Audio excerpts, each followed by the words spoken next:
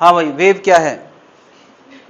तो दिख रहा है, wave is propagation of energy through disturbance. बिल्कुल, जैसे मैं पानी में पत्थर फेंकूं तो एक लहर उठती है और वो धीरे धीरे लहर अंदर से जहां पत्थर फेंका है वहां से किनारे की तरफ बढ़ती रहती है, तो वो एनर्जी का प्रोपोगेशन है। लहर आ रही है तो इसका मतलब एनर्जी ट्रेवल कर रही है। मगर अगर उसी पानी में अगर हम कागज का टुकड़ा रख दें तो क्या कागज का टुकड़ा अंदर से बाहर आता है? कभी किया है किसी ने? नहीं किया है तो ना बोलें। अगर हम कागज का टुकड़ा डाल देंगे तो ऊपर नीचे जाएगा, बाहर नहीं आता है। इसका मतलब उस दौरान जब हम पत्थर फेंकते हैं तो एनर्जी अंदर से बाहर आती है, बट मीडियम डिस्टर्बेंस करता है, बस डिस्टर्बेंस करता है, वो अंदर से बाहर नहीं आता है। खैर, तो जब भी डिस्टर्बेंस के थ्रू एनर्जी का प्रोपोगेशन होता है तो उसको हम क्या बोलते हैं? वेव। वो डिस्टर्बेंस किसी ना किसी चीज के अंदर कराया जाएगा जनरली। जैसे अभी मैंने पानी का एग्जांपल दिया है कि एक खिंचा हुआ धागा, उसको मैं डिस्टर्ब कर दूं तो उसके अंदर जो डिस्टर्बेंस होता है वो एक जगह से दूसरी जगह ट्रैवल करने लगता है। वहां जैसे मैं हवा में डिस्टर्बेंस पैदा कर रहा हूं बोल के, जब भी कोई बोलता है तो क्या करता है? हवा में डिस्टर्बेंस पैदा करता है और वो हवा के अंदर वो 330 मीटर पर सेकेंड की स्पीड से आगे बढ़ने लगता है। तो क्या वो हवा के अंदर हुआ डिस्टर्बेंस किसी स्पीड से आगे बढ़ रहा है? तो ये भी क्या है? एक तरह की वेव है। तो हर वो चीज जिसमें डिस्टर्बेंस पैदा हो और वो एक जगह से दूसरी जगह प्रोपोगेट करे किसी भी स्पीड से, तो वो क्या है? वेव है। यानी wave is propagation of energy through disturbance. ये बात समझ में आ गई है?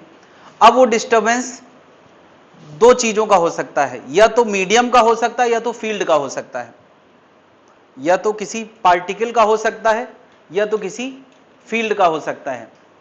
तो फील्ड का डिस्टर्बेंस इमेजिन करना थोड़ा मुश्किल है, लेकिन जिन लोगों ने इलेक्ट्रोमैग्नेटिक वेव पढ़ रखा है वहां हमने ऐसी बातें करी हैं कि जब एनर्जी चल रही है तो इलेक्ट्रिक फील्ड और मैग्नेटिक फील्ड एक दूसरे से क्रिएट करते हुए वो आगे बढ़ रही है। तो क्या फील्ड कोई चीज होती है क्या? फील्ड एक इन्फ्लुएंस है जिसको कोई चार्ज महसूस कर सकता है, बट फील्ड को टच नहीं किया जा सकता। फील्ड टच करने वाली चीज नहीं है, लेकिन मीडियम टच करने वाली चीज है। तो जब फील्ड का डिस्टर्बेंस होता है तो वो कौन सी वेव होती है? Electromagnetic wave. और जब मीडियम का डिस्टर्बेंस होता है तो वो क्या होती है? Medium wave. तो मेरे ख्याल से मैकेनिकल वेव या मीडियम वेव क्या है? जिसमें डिस्टर्बेंस किसका होता है? मीडियम पार्टिकल का। और इलेक्ट्रोमैग्नेटिक वेव क्या है? जिसमें डिस्टर्बेंस पार्टिकल का होता ही नहीं है। किसका होता है? फील्ड का होता है। इतनी बातें जनता को समझ में आ गई होंगी। बात क्लियर है? ये क्लासिफिकेशन सबका क्लियर हो गया है? नोट करते जाएं।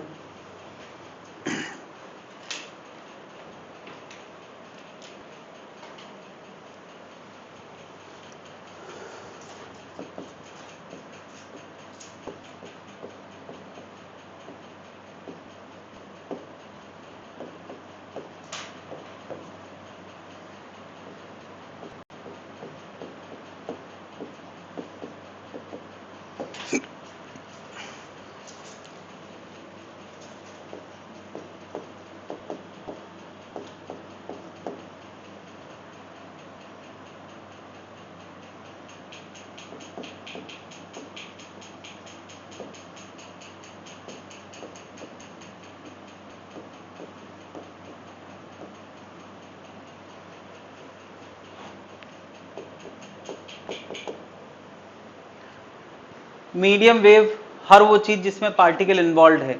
हमने पानी में पत्थर फेंका, वेव चलने लगी, तो ये क्या है? पानी के पार्टिकल को डिस्टर्बेंस मिल रहा है, मीडियम वेव है। मैंने आवाज में हवा के पार्टिकल को डिस्टर्ब किया तो ये साउंड वेव है। धागे में हमने डिस्टर्बेंस पैदा किया तो धागे के पार्टिकल, तो ये सब मीडियम वेव हैं। लेकिन लाइट को हम छू नहीं सकते हैं। लाइट क्या है? Electromagnetic, X ray, radio wave, ये सारे एग्जाम्पल हैं इलेक्ट्रोमैग्नेटिक वेव के।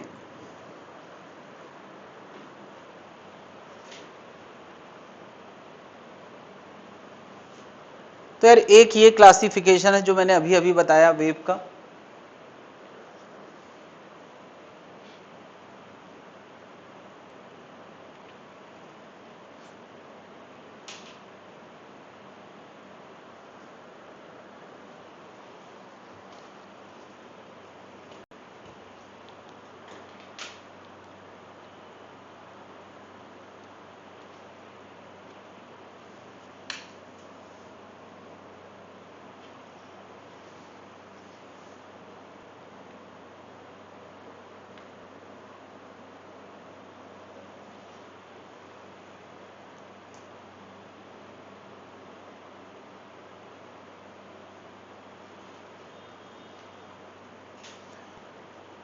बचपन से हमने एक क्लासिफिकेशन हमेशा पढ़ा है, ट्रांसवर्स वेव और लॉन्गिट्यूडनल वेव। तो डेफिनेशन क्या है, बिना देखे जनता बताएगी ट्रांसवर्स वेव क्या है। ऐसे ऐसे वाला क्या है, ट्रांसवर्स। और लॉन्गिट्यूडनल वाला ऐसे ऐसे वाला लॉन्गिट्यूडनल। Very good. तो जब तुम लोगों को लिखना होता है एग्जाम में तो कैसे लिखते हो ये बात को? ऐसे ऐसे ऐसे ऐसे। हाँ, डिस्टर्बेंस ऑफ द मीडियम बोले। हाँ, कैसा है, perpendicular to the propagation of wave है तो वो क्या है, ट्रांसवर्स है। और अगर अलोंग द प्रोपोगेशन है डिस्टर्बेंस तो सिंपल डेफिनेशन है कि डिस्प्लेसमेंट ऑफ द मीडियम, या डिस्टर्बेंस या डिस्प्लेसमेंट वर्ड मीडियम वेव के लिए ज्यादा फिट बैठता है। तो disturbance of the medium are, इसको मैं डिस्टर्बेंस लिख देता हूं, disturbance of medium are perpendicular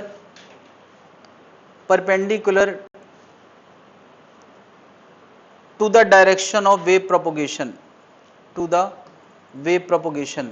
यानी वेव प्रोपोगेशन मतलब जहां एनर्जी जा रही है उसके साथ परपेंडिकुलर अगर डिस्टर्बेंस चल रहा है तो ये ट्रांसवर्स वेव है। और along the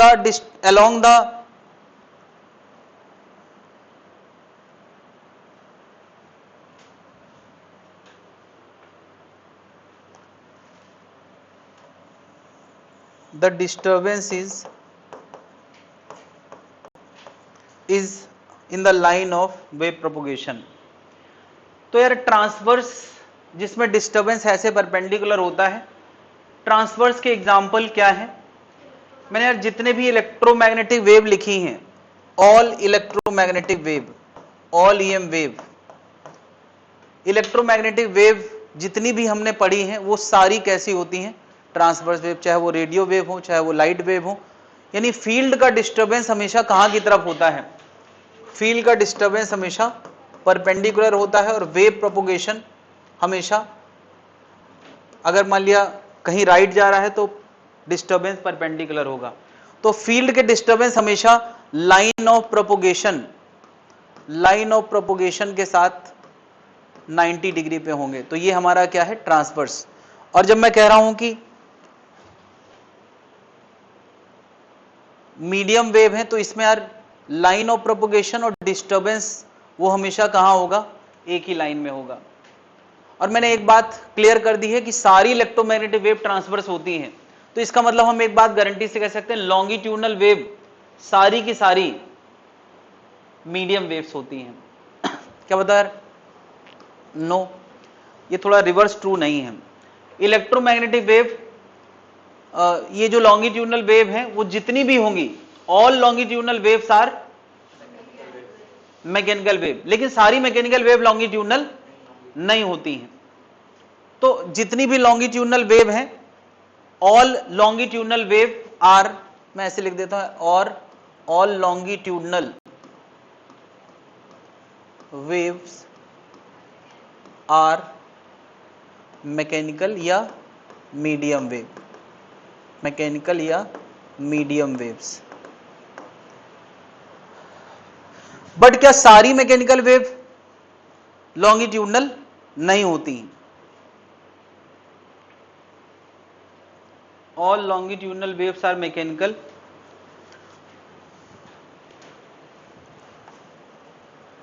all medium waves are not longitudinal. ये उल्टी बात भी लिख दें वरना दिमाग में गलत फहमी बैठ जाए, ठीक है। और इसी लॉन्गिट्यूडनल के नीचे ये बात क्लियर कर दें। लॉन्गिट्यूडनल के एग्जांपल्स, बिल्कुल लॉन्गिट्यूडनल का एक ही फेमस एग्जांपल है जिसकी हम बात करने वाले हैं, साउंड वेव। यानी जब हम लोग आवाज निकालते हैं तो पार्टिकल वाइब्रेट करते हैं, तो पार्टिकल ऊपर नीचे वाइब्रेट नहीं करते हैं, कहाँ वाइब्रेट करते हैं? मेरे मुंह से निकली हुई आवाज तुम्हारे कान तक जा रही है तो वो जो आवाज है कान तक जा रही है, किसी ने बोला है। कैसे बनाया यार, इतनी चित्रकारी तो मुझे आती नहीं है। चलो यार ऐसे कोई इंसान बना देते हैं। ठीक। तो इसने आज जो डिस्टरबेंस किया उसमें ये जो पार्टिकल होते हैं मीडियम के वो कैसे वाइब्रेट करते हैं इसके अलोंग। हाँ, ये हमारी लाइन ऑफ प्रोपोगेशन है, line of propagation of wave, और ये डिस्टरबेंस है, ये वाइब्रेशन ऑफ पार्टिकल है। यानी जो एयर के पार्टिकल्स होते हैं वो ऐसे आगे पीछे वाइब्रेट करते हैं। तो जितनी भी यार साउंड वेव हैं वो एयर के थ्रू होके हमारे कान तक आती हैं, है ना। लेकिन इससे ये मतलब ना निकाल लेना कि लॉन्गिट्यूडनल वेव केवल एयर पे ट्रैवल करती हैं। लॉन्गिट्यूडनल वेव वो बात हम लोग बाद में करेंगे। फिलहाल साउंड वेव हमारे पास एग्जाम्पल है जो कैसा होता है लॉन्गिट्यूडनल। और ट्रांसवर्स में कौन कौन एग्जाम्पल है? सारी ईएम वेव ट्रांसवर्स है। इसके अलावा सारी ईएम वेव है। इसके अलावा जो हम वेव इन स्ट्रिंग पढ़ने वाले हैं, धागे वाली वेव, वो कैसी होती हैं? ट्रांसवर्स होती हैं। मेन हम इसी का डिस्कशन करने वाले हैं। अभी हमने थोड़ी देर पहले बात करी थी यार वाटर के अंदर वेव कैसी जनरेट होती हैं। तो यार वाटर के अंदर पार्शियली ट्रांसवर्स, जब हम वाटर के अंदर वेव की बात करते हैं तो wave in water will be partially transverse as well as longitudinal. इसमें यार परफेक्ट वेव नहीं होती हैं, दोनों चीजें होती हैं, ट्रांसवर्स भी होगा और लॉन्गिट्यूडनल भी होगा।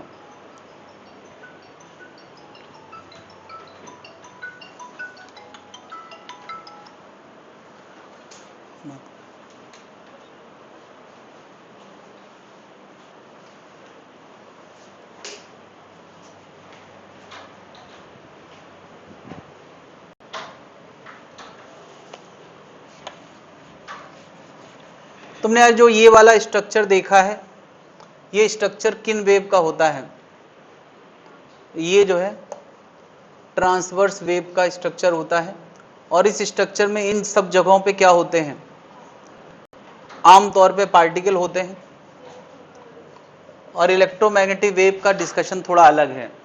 तो ऐसा अगर है तो ये पार्टिकल हमेशा कहाँ ट्रेवल करते हैं?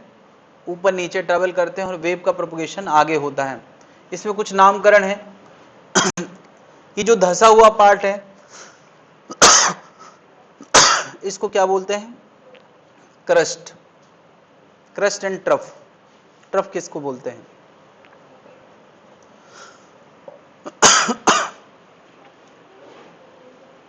उल्टा है क्या? Crust and trough.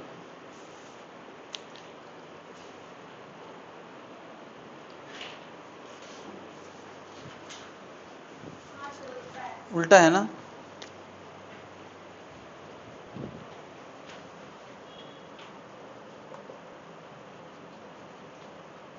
तो जब भी यार ट्रांसवर्स चलती है तो वो क्रस्ट और ट्रफ बनाते बनाते चलती है। मतलब कुछ मीडियम के पार्टिकल अपनी लाइन छोड़ के नीचे आ जाते हैं और कुछ मीडियम के पार्टिकल अपनी लाइन छोड़ के ऊपर आ जाते हैं। इसी को मैं अभी चलते हुए दिखा रहा था, ठीक है। तो हम लोग अभी सबसे पहले बात इसी ट्रांसवर्स वेव की करने वाले हैं, है ना। जब हम ट्रांसवर्स वेव के बारे में समझ जाएंगे, उसकी इक्वेशन के बारे में समझ जाएंगे, तो हम फिर और आगे के डिस्कशंस करेंगे। यानी पूरे टॉपिक को अभी हम ट्रांसवर्स वेव में पढ़ेंगे, फिर सुपरपोजिशन प्रिंसिपल पढ़ेंगे, तब भी हमारे मन में कौन सी वेव चलेगी? ट्रांसवर्स। और उसके बाद हम लोग लॉन्गिट्यूडनल वेव करेंगे। ये मेरा स्ट्रक्चर है पढ़ाने का। सबसे पहले हम लोग इसके बारे में बात करने वाले हैं, ट्रांसवर्स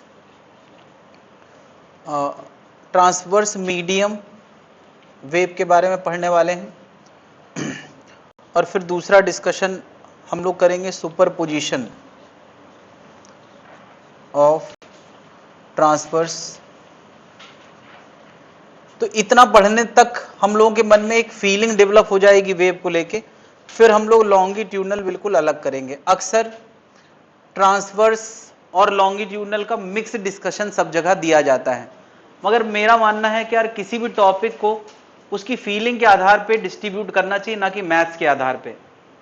है ना। फिजिक्स हम पढ़ रहे हैं तो फिजिक्स की अपनी एक फीलिंग होती है, अगर हम मैथ्स के आधार पे पैटर्न बनाने लगें तो फिर तो यार बहुत सारे टॉपिक आपस में मिक्स हो जाएंगे, है ना। बहुत सारे अलग अलग फीलिंग वाले टॉपिक हैं जिनकी मैथ्स बिल्कुल मैच करती है, तो क्या अभी इलेक्ट्रो के साथ हम ग्रेविटेशन साथ साथ थोड़ी पढ़ सकते हैं भाई, ग्रेविटेशन की अलग बातें हैं लेकिन मैथ्स मैच करती है। तो यहाँ पे यार कुछ लोग मैथ्स के आधार पे ट्रांसवर्स लॉन्गिट्यूडनल सब मिक्स कर देते हैं, तो वो सोचना मुश्किल होता है, मैथमेटिकली थोड़ा फेवर भी मिलता है। खैर मैं इसको अलग अलग करने वाला हूं। हम लोग ट्रांसवर्स अभी क्या करने वाले हैं, ट्रांसवर्स वेव, और फिर एक टॉपिक आएगा सुपरपोजिशन प्रिंसिपल, उसमें हम लोग इंटरफेरेंस वगैरह की बातें करेंगे, और उसके बाद फिर हम लोग लॉन्गिट्यूडनल करेंगे। ऐसे 3 सेक्शन में मैंने शीट दिया है, शीट मिल गया होगा। ट्रांसवर्स है, फिर उसके बाद सुपरपोजिशन है, और उसके बाद क्या है, लॉन्गिट्यूडनल है। तो जितना भी फीलिंग डेवलपमेंट पार्ट है वो हम लोग ट्रांसवर्स में डेवलप करेंगे, फिर सुपरपोजिशन है, और उसके बाद में क्या है, लॉन्गिट्यूडनल है। लॉन्गिट्यूडनल में हम लोग पुराने टॉपिक का सीधे सीधे माइलेज उठाएंगे, जो भी हम यहां पढ़ेंगे, ठीक।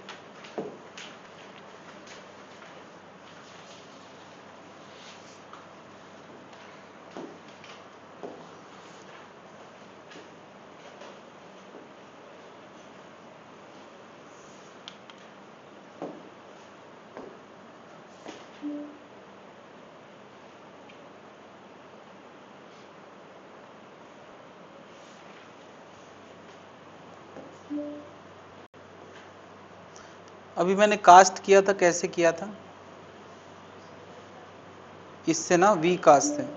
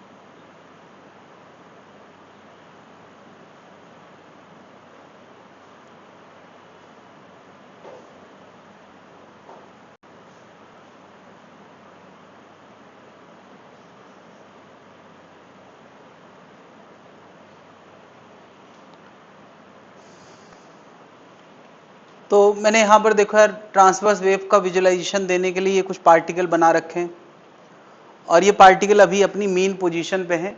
ऑब्वियसली यार पार्टिकल के आसपास कोई इन्फ्लुएंस है, जिसके इन्फ्लुएंस में इनमें मोशन होने वाला है।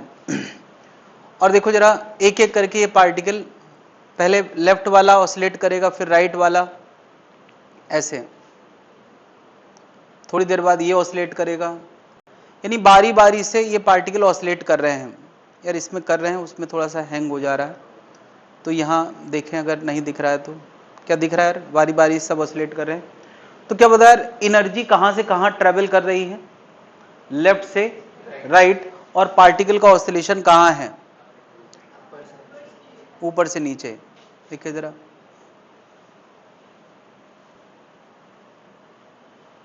क्या ये दिख रहा है सबको।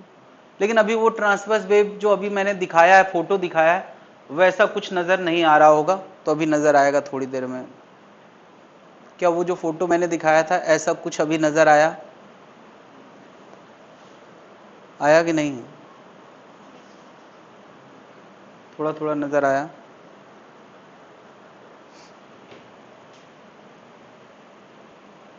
नेटवर्क तो स्ट्रांग है यार, फिर इतना धीमे क्यों चल रहा है। क्या अभी और क्लियर कट नजर आ रहा है, मैंने पार्टिकल बढ़ा दिए हैं, ये देखो यार, ऐसे नजर आ रहा है। क्या इसमें ये साफ साफ दिख रहा है कि सारे पार्टिकल ऊपर नीचे ऑसिलेट कर रहे हैं। क्या कोई पार्टिकल अपनी जगह से राइट जा रहा है, क्या नहीं जा रहा है, सारे पार्टिकल ऊपर नीचे, और हमें फिर भी ऐसा लग रहा है कि कुछ लेफ्ट से राइट जा रहा है। तो क्या कुछ लेफ्ट से राइट जा रहा है, क्या नहीं, केवल वो पैटर्न आगे प्रोपोगेट कर रहा है। और ये जो मैंने ये दिखाया है ना यार, ये एक धागे के अंदर हम इमेजिन करने वाले हैं। यानी सोचो एक धागा है और वो बहुत टेंशन में है, उसमें हमने ऐसी वेव क्रिएट करी है, और ये धागा पूरा कनेक्टेड है, तो इस कनेक्टेड धागे में ऐसी वेव ट्रेवल करता हुआ हमें इमेजिन करना, उसी के लिए हमें सारी बात करना है। क्या इमेजिन कर पा रहे हैं? ये भी राइट मूविंग दिखाया मैंने। क्या ऐसा हो सकता है कि कनेक्टेड धागे में इस तरह का सीन बन जाए? बिल्कुल बनता है। होता क्या है कि कहीं कहीं पार्टिकल दूर चले जाते हैं और कहीं कहीं पार्टिकल पास आ जाते हैं, धागे में कहीं कहीं खिंचाव आ जाता है और कहीं कहीं कम खिंचाव आ जाता है, इसके चलते ऐसा पैटर्न एक धागे में बन जाता है। ऐसा कुछ मैंने यहां दिखाया है। तुम यार ये एयर में इमेजिन ना करो, तुम इमेजिन करो कि ये सब कहां चल रहा है, एक धागे के अंदर चल रहा है, ठीक है, कनेक्टेड बॉडी के अंदर चल रहा है। और अभी मैंने यार इन पार्टिकल को छुपा के उसके साथ वो चला के दिखाया है।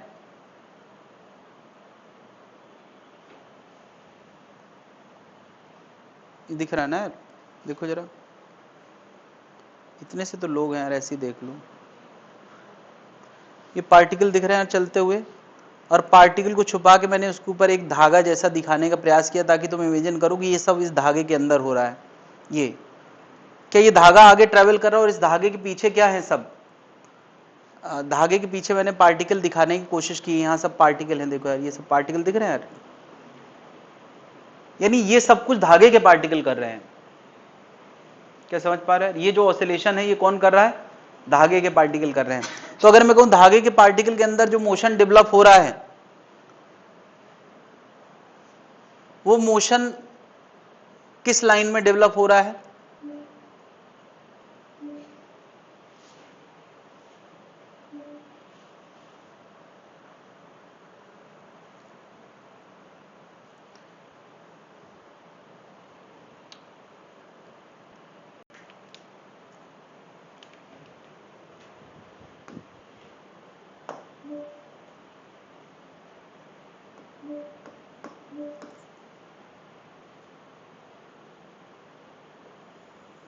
ऐसे मैंने यार यहाँ पे प्रोपोगेशन दिखाया, और इन हर जगहों पे क्या इन्वॉल्व है?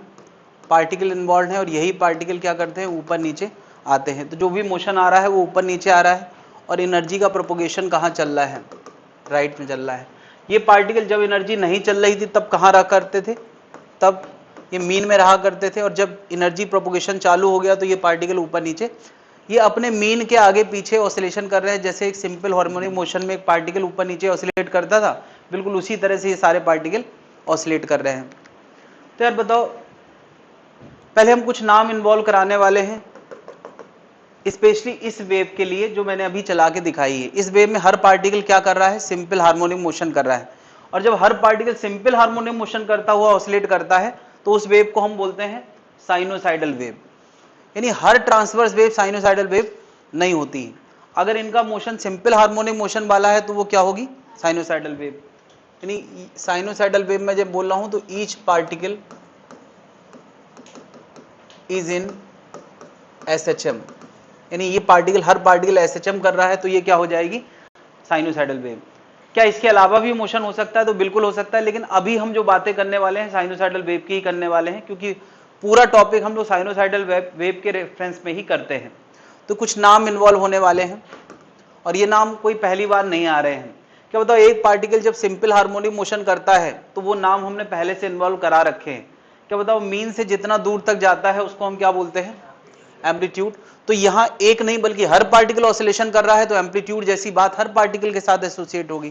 तो एम्पलीट्यूड क्या है? मीन से उसका मैक्सिमम डिस्प्लेसमेंट। तो ये टर्म इससे पहले, अच्छा बताओ टाइम पीरियड, क्या टाइम पीरियड SHM में हमने पढ़ा है कि नहीं?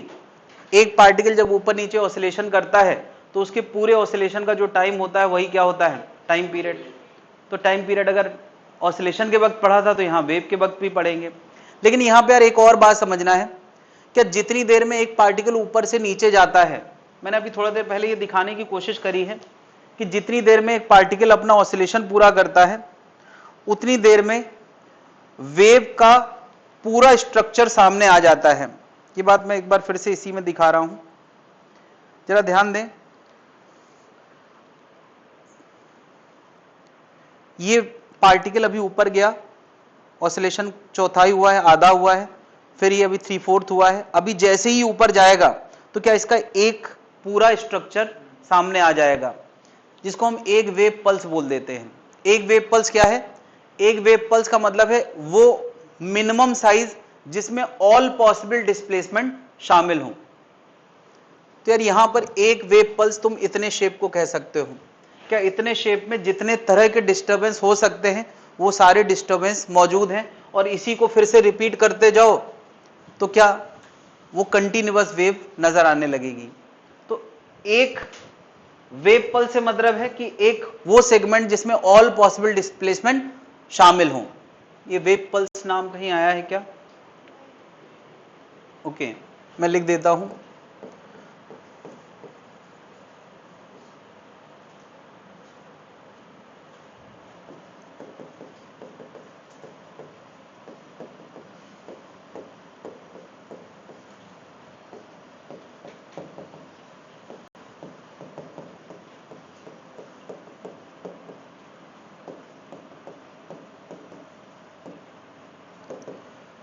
तो ये जैसे मैंने अभी कहा कि यार ये इतना इधर से इधर तक की लेंथ एक वेव पल्स है। क्या बताओ, कोई ऐसे नहीं कह सकता कि हम इसको नहीं मानते हैं, इधर से लेके इधर तक इतने को एक वेव पल्स कह दें? क्या ऐसे भी रिपीटिशन देखना, ये सबकी अपनी इमेजिनेशन की बात होती है। कोई हो सकता है कि इधर से लेके इधर तक रिपीटिशन देखे, इधर से जैसे मैंने दिखाया है, और कोई हो सकता है अपना रिपीटिशन यहां से यहां तक देखे। तो क्या इसका रिपीटिशन करो तो भी एक ही जैसी लेंथ आएगी, इसका रिपीटिशन करो तो भी एक ही जैसी लेंथ आएगी। तो कुल मिलाकर यार हम इस एक बेसिक पल्स की लंबाई को एक नाम, लेंथ को एक सिंबल देने वाले हैं, क्या? वेवलेंथ। वेवलेंथ क्या है?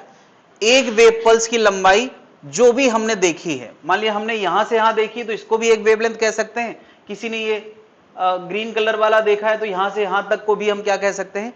वेवलेंथ कह सकते हैं। कोई ऐसे जनरल देख सकता है, कोई कह सकता है कि नहीं सर हम यहां से देखेंगे, इधर से लगा के,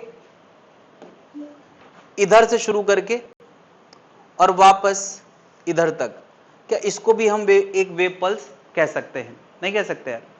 जिस हालात में ये पार्टिकल था उसी हालात तक हम पहुंच गए, क्या इतनी लेंथ को भी हम एक वेवलेंथ कह सकते हैं? तो अब किसी के दिमाग में आ सकता है सर यहां क्यों नहीं रुके आप?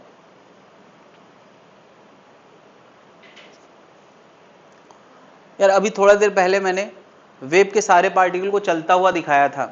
तो ये पार्टिकल लेटस से हमें नहीं पता है, नीचे चल रहा है, तो ये कहां चल रहा होगा? ऊपर। और ये कहां चल रहा होगा? नीचे। तो नीचे से नीचे वाले पार्टिकल और सेम हाइट पे जो दो पार्टिकल हैं उनके बीच का जो लेंथ होगा उसको हम क्या बोलेंगे? वेवलेंथ। तो ये हम कह सकते हैं कि वो मिनिमम डिस्टेंस दो पार्टिकल के बीच की होती है जो दो पार्टिकल सेम फेज में है। तुम्हें याद है यार, फेज वाली बात हमने एसएचएम में करी थी। एक पार्टिकल मीन से एक ही डिस्प्लेसमेंट पे है तो वो सेम फेज में कहा जाएगा क्या? यार क्या ये पार्टिकल और ये पार्टिकल दोनों सेम डिस्प्लेसमेंट पे हैं? तो डिस्प्लेसमेंट में सेम होना सेम फेज में होना नहीं है, क्योंकि ये पार्टिकल नीचे जा रहा है तो ये पार्टिकल कहां जा रहा है? ऊपर जा रहा है। तो दो पार्टिकल के बीच की minimum distance along the propagation, इस लेंथ का नाम क्या है? वेवलेंथ, जो सेम फेज में है ना। तो minimum distance between two points, बल्कि पॉइंट्स की जगह हम पार्टिकल कह सकते हैं, particles having the same phase is called wavelength of the wave. Generally हम ऐसे भी कह सकते हैं सिंप्लिसिटी के साथ, एक वेव पल्स की जो लंबाई होती है वही क्या है? वेवलेंथ। क्योंकि एक वेव पल्स में सारे डिस्प्लेसमेंट शामिल हो जाते हैं कि नहीं। तो एक वेव पल्स की जो लंबाई है उसको भी हम वेवलेंथ कह सकते हैं। क्या ये डेफिनेशन समझ में आ गई है? टाइम पीरियड की डेफिनेशन क्या होती थी? टाइम पीरियड की डेफिनेशन, एक ऑसिलेशन का टाइम क्या कहलाता है? Time period. मुझे बता, एक ऑसिलेशन होने के साथ एक वेव भी तो आगे बढ़ जाती है। अभी मैंने दिखाया कि जैसे ही एक ऑसिलेशन पूरा होता है तो एक वेव आगे बढ़ जाती है। तो पुरानी डेफिनेशन थी एक ऑसिलेशन होने के पूरे टाइम को टाइम पीरियड कहते हैं। अब नई डेफिनेशन ये भी बनाई जा सकती, पुरानी तो ट्रू है ही है, कि एक पल्स आगे बढ़ने में जितना समय लगता है उसको क्या बोलेंगे? Time period. फ्रीक्वेंसी क्या होता था? एक सेकंड में जितने ऑसिलेशन होते हैं वो फ्रीक्वेंसी होता है। तो अब नई डेफिनेशन क्या बनाई जा सकती है कि एक सेकंड में जितनी पल्स आगे बढ़ जाती हैं वही क्या है? फ्रीक्वेंसी है। क्या इतनी बात क्लियर है? इतनी बातें नोट करें पहले, किसी स्टेप में कोई दिक्कत है तो बताएं।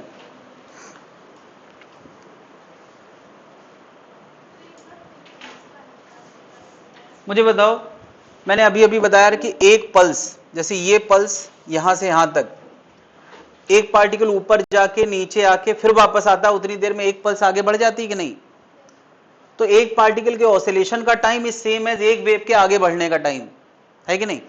तो एक ऑसिलेशन पूरा होने का टाइम पीरियड होता है, या एक वेव आगे बढ़ने का टाइम भी टाइम पीरियड होता है?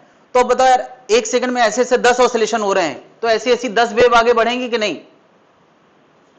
तो तुम ऐसे भी काउंट कर सकते हो कितनी वेव आगे बढ़ रही है हर सेकंड, या कितने ऑसिलेशन हो रहे हैं हर सेकंड, दोनों ही फ्रीक्वेंसी हैं। बात क्लियर है?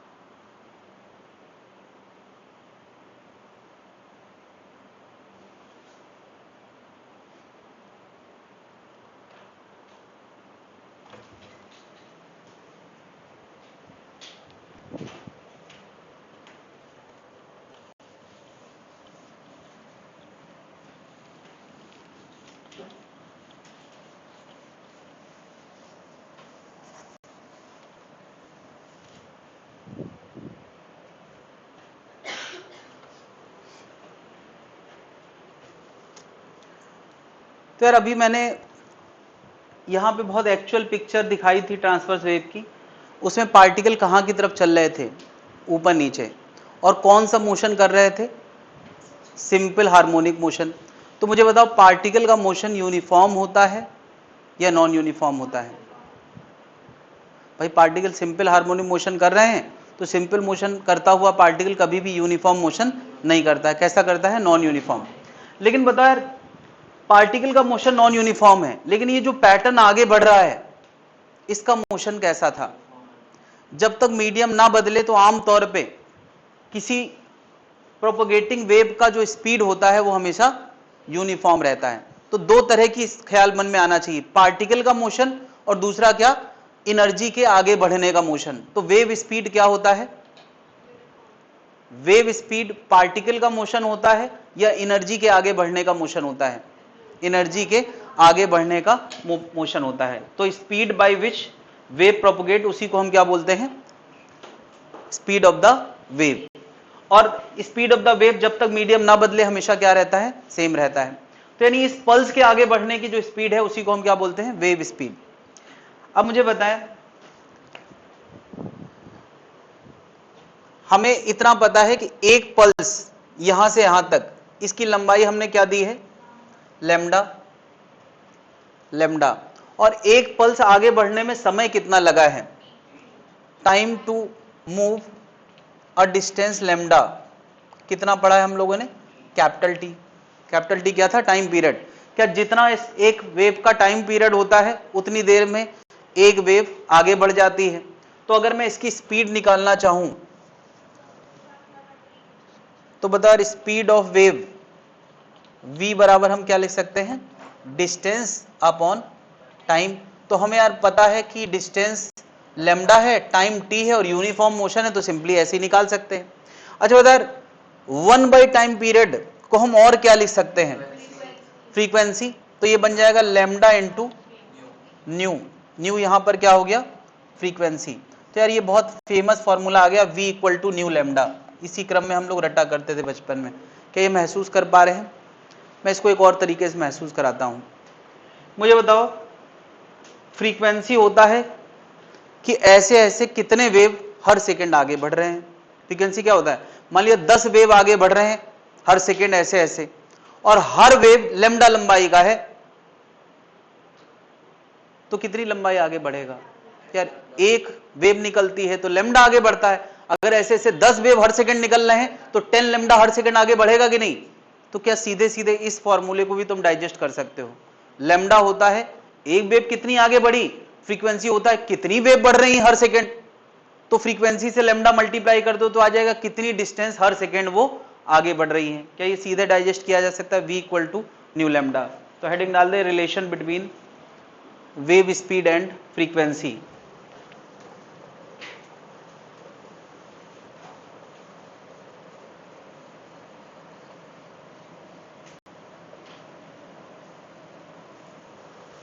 वेव स्पीड और फ्रीक्वेंसी का ये फेमस रिलेशन है, v बराबर न्यू लैम्डा, हमने बचपन से रटा है। मगर मैं चाहता हूँ थोड़ा थोड़ा फीलिंग भी लाएं वेव को लेके, क्योंकि फीलिंग आती है तो संभालना आसान हो जाता है। फीलिंग डेवलप करना इज लाइक कि making folders in the computer. अगर हम दिमाग में बहुत सारी चीजें रखना चाहते हैं तो बहुत सारे फोल्डर्स होना चाहिए, जिसमें हम क्रम से सजा सजा के चीजें अपने कंप्यूटर पे रखेंगे।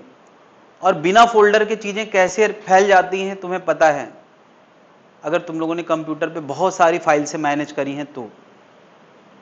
इज देयर एनीवन जिसने कंप्यूटर पे बहुत सारी फाइल्स मैनेज करी हैं? कोई नहीं यार, तुम लोग कंप्यूटर में कभी बहुत सारी फाइल्स मैनेज नहीं की हो? अच्छा,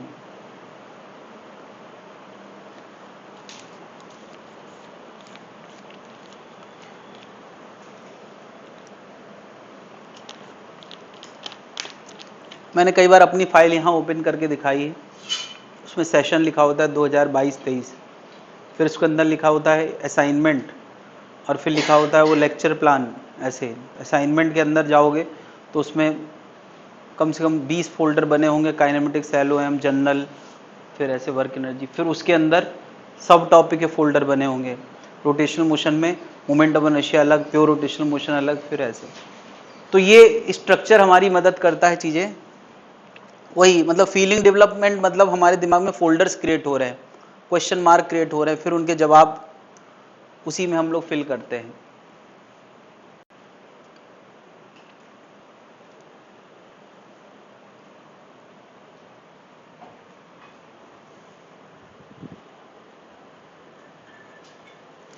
तो यार इस टॉपिक में डिस्कशन का मुद्दा क्या है, हम क्या निकालना चाहते हैं? तो जब एसएचएम पढ़ा था डिस्कशन का मुद्दा क्या था? तो जब तक मैं बोलता हूं तब तक तुम लोग नोट ही करते रहते हो, नोट कर लो। हो गया? एसएचएम में हम क्या जानना चाह रहे थे पार्टिकल के बारे में? सिंपल हार्मोनिक मोशन में डिस्कशन का मुद्दा क्या था? अरे टाइम पीरियड हो गया, फ्रीक्वेंसी हो गई, और क्या मुद्दा क्या है, हम क्या जानना चाहते थे?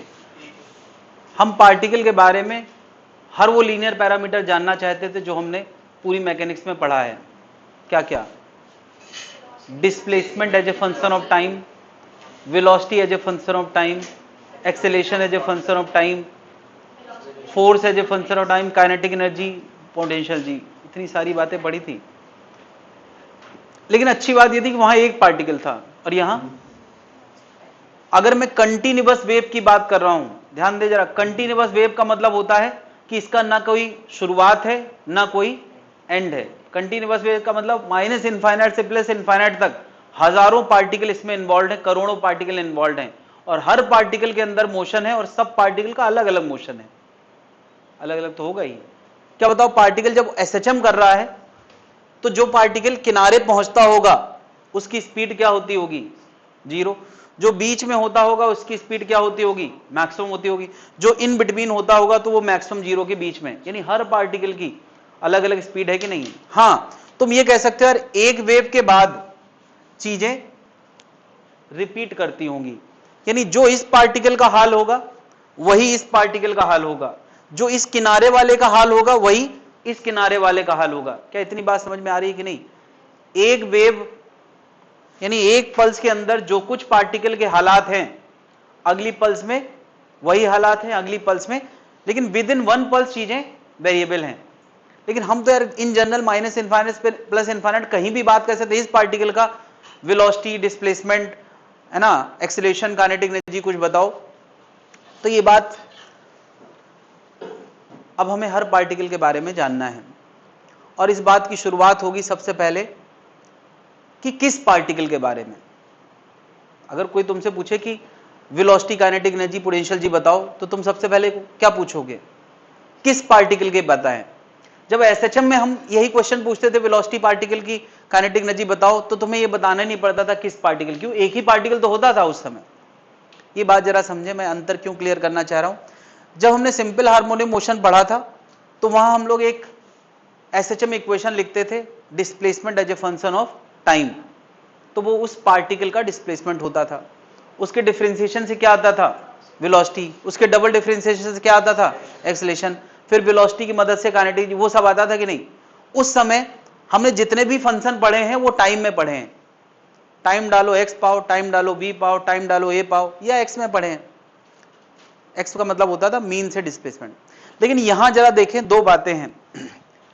पहली बात तो ये पार्टिकल का जो डिस्प्लेसमेंट हो रहा है वो कहां की तरफ हो रहा है, y में डिस्प्लेसमेंट हो रहा है। हम जब भी यार किसी पार्टिकल का डिस्कशन करना चाहेंगे तो सबसे पहले एक रेफरेंस बनाएंगे। रेफरेंस मतलब कि मैंने मान लिया कहीं पे अपना ओरिजिन मान लिया है, ये क्या है 0,0, 0,0, और जब मुझे कहना होगा मुझे इस पार्टिकल की बात करना है तो इशारा कैसे करूंगा कि ये पार्टिकल मेरे ओरिजिन से x की दूरी पे है, उसके बारे में बताओ कि उसका y कितना है, उसका वेलोसिटी कितना है, काइनेटिक एनर्जी कितना है, एक्सीलरेशन कितना है। तो क्या इसकी पहचान, इस पार्टिकल की पहचान हमारे ओरिजिन से कितनी दूर है, वो x कोऑर्डिनेट बताए बिना हम यही तय नहीं कर पाएंगे कि किस पार्टिकल की बात हो रही है। एसएचएम में हमें ये समस्या नहीं थी, मगर इस टॉपिक में ये समस्या है कि किस पार्टिकल की बात हो रही है। तो यार जब हम एसएचएम पढ़ा करते थे तो जनरली पार्टिकल x में चलता था, तो हम x as a function of time, x बराबर a sin ओमेगा t, इस तरह की बातें करते थे। नहीं, यहां पार्टिकल y में चल रहा है तो y बराबर कुछ a sin ओमेगा t हो सकता है, नहीं होगा, यानी y टाइम का फंक्शन होगा, ये तो पक्की बात है। लेकिन ये y इस पार्टिकल का है या इस पार्टिकल का है, ये इस पार्टिकल है, ये कैसे तय होगा, ये इससे तय होगा कि उसका हम x एड्रेस डालें। तो यार जब एसएचएम पढ़ रहे थे तो उसमें हमारा वेरिएबल जनरली टाइम होता था, पोजीशन वेरिएबल नहीं होता था, उसका एड्रेस हमें मेंशन नहीं करना पड़ता था। लेकिन यार वेव इक्वेशन में हमें पोजीशन भी डालना पड़ेगा और टाइम भी डालना पड़ेगा। तो मैं अंतर बता रहा हूं, जब हम एसएचएम इक्वेशन पढ़ते हैं या कोई भी ऑसिलेशन ऑफ वन पार्टिकल करते हैं, ऑसिलेशन ऑफ वन पार्टिकल करते हैं, तो उसकी इक्वेशन में, स्पेशली मैं डिस्प्लेसमेंट इक्वेशन की बात कर रहा हूं, उसकी डिस्प्लेसमेंट इक्वेशन हमेशा टाइम में होती है। एग्जाम्पल के तौर पे हम लोगों ने एसएचएम में y बराबर पढ़ा था a sin ओमेगा t। तुम कहोगे सर आपने तो x लिखाया था, अरे तो अगर पार्टिकल x में चलेगा तो x और y में चलेगा तो। लेकिन यार जब मैं वेव इक्वेशन लिखूंगा, वेव इक्वेशन, अगेन यार वेव इक्वेशन का मतलब भी displacement equation of the particle है।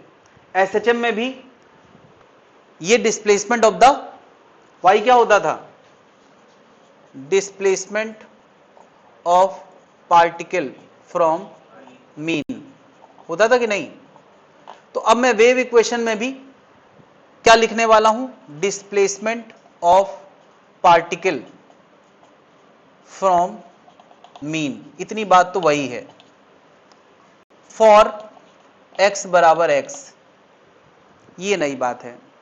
मतलब वहां हम ये नहीं बताते थे किस पार्टिकल, क्योंकि एक ही पार्टिकल होता था, यहां हमें बताना पड़ेगा किस टाइम पे और वो पार्टिकल किस x में रहा करता है। नहीं, यानी वहां एक ही इनपुट होता था, यहां कितने इनपुट होंगे, यानी यार y as a function of x t इस लुक का आएगा, कुछ a sine something t something x, ऐसा कुछ। कई जनता समझ पा रही है। और ज्यादा जनरल बात करें तो यहाँ एक डेल्टा होता था, यहाँ भी एक डेल्टा हो सकता है। ये अंतर समझे यार, पहले और अब में अंतर क्या आया है। क्या अगर मैं x बदलता जाऊंगा तो क्या बदलता जाएगा, एड्रेस बदलता जाएगा कि हम किस पार्टिकल की बात कर रहे हैं, है ना। और t बदलता जाऊंगा तो इसका मतलब हो गया उस पार्टिकल के लिए x पद पहले रख चुके हैं, इस पार्टिकल के लिए इस टाइम पे y कितना होगा, है ना। क्या जनता समझ पा रही है। x उसकी पोजीशन का एड्रेस है कि किस पार्टिकल का, और t इस बात का इनपुट है कि किस समय पे हम उसकी जानकारी जानना चाह रहे हैं। तो एसएचएम इक्वेशन और वेव इक्वेशन में ये अंतर है कि ये y as a function of time look में होता है और ये इसका y किस लुक में होगा, इसका y फंक्शन ऑफ x होगा और t होगा। क्या जनता समझ पा रही है। अभी ये कैसे आएगा उसके बारे में हम बात करेंगे, इतना अंतर क्लियर हो जाना चाहिए।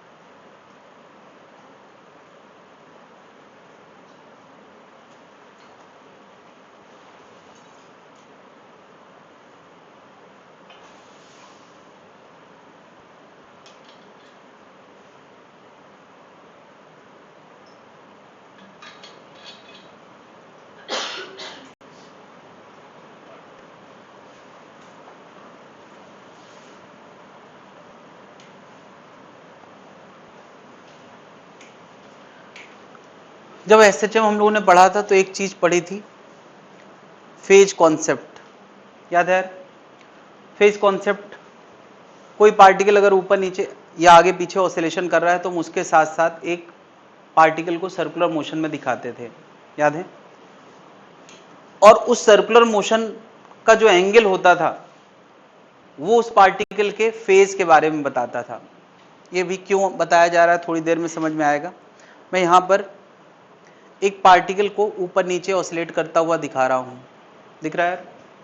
ये उस वेव का कोई भी एक पार्टिकल हो सकता है। क्या वेव में ऐसे ही तो पार्टिकल ऑसिलेशन कर रहा था?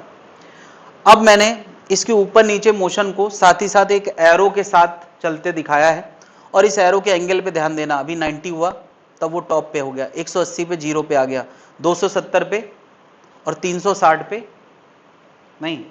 तो मैं क्या कह रहा हूं कि इस एरो का एंगल बता देने से हम उस पार्टिकल के बारे में सेंस लगा सकते हैं। बताओ, अच्छा अगर ये पार्टिकल के एरो, इस एरो का एंगल में 90 डिग्री बोलना हो तो तुम्हारे मन में क्या बनेगा कि वो पार्टिकल टॉप पे जा चुका है। 180 बोलना हो तो 270 बोलना हो तो इधर, और 360 तो इधर। तो इस एरो का एंगल उस पार्टिकल का फेज बताता है, उसकी दशा बताता है कि इस समय वो अपनी लाइफ के किस पड़ाव में है। अगर मैं 60 डिग्री बोलना हूं तो इसका मतलब वो बीच में है और अभी ऊपर जा रहा है। अगर मैं 120 डिग्री बोल रहा हूं तो इसका मतलब वो ऊपर जाके नीचे जा रहा है। अगर मैं 240 डिग्री बोल रहा हूं इसका मतलब वो मीन जाके ऊपर जाके नीचे आके अभी नीचे की यात्रा कर रहा है। क्या जनता समझ पा रही है? तो एंगल से पार्टिकल के हालात पता चलते थे, और एंगल से एक और बात पता चलती है, जरा यहां गौर करें। ये तीर की हाइट और पार्टिकल की हाइट सेम है कि नहीं है? अरे इस तीर की हाइट, तीर और पार्टिकल हमेशा एक जैसी ऊंचाई रखते हैं। वहां मैंने एक्स में दिखाया था, यहां मैं वही बात वाई में दिखा रहा हूं। तो इसका क्या फायदा है? देखे जरा, अगर तीर की ऊंचाई और इसकी ऊंचाई बराबर है तो हम तीर की ऊंचाई का फॉर्मूला लिख रहे हैं। तीर की ऊंचाई का फॉर्मूला क्या बनेगा? क्या बताओ? अगर मुझे पार्टिकल का फेज पता है, इसका मतलब ये एंगल पता है, फेज, और फेज पता है तो ऊंचाई वाई क्या होगा? यार ये इसका एम्पलीट्यूड है। भाई एम्पलीट्यूड क्या होता है? Maximum displacement. तो हमने ये ए रेडियस का ही तो तीर लिया है, तो मुझे बताओ वाई क्या होगा? क्या साइन फाई बराबर क्या वाई बाई ए? तो वाई बराबर क्या? ए साइन फाई। क्या जनता समझ पा रही है? वाई बराबर ए साइन फाई होता है। ये बात तो एसएचएम में भी होती थी, ये कोई नई बात है क्या है? यानी हम किसी भी वक्त अगर पार्टिकल का फेज पता कर लें तो हम क्या बता सकते हैं? पार्टिकल का वाई बता सकते हैं। नहीं, अब बात आती है किस पार्टिकल की। तो क्या इसका फेज टाइम का फंक्शन होगा? बिल्कुल सही बात है, नहीं होगा।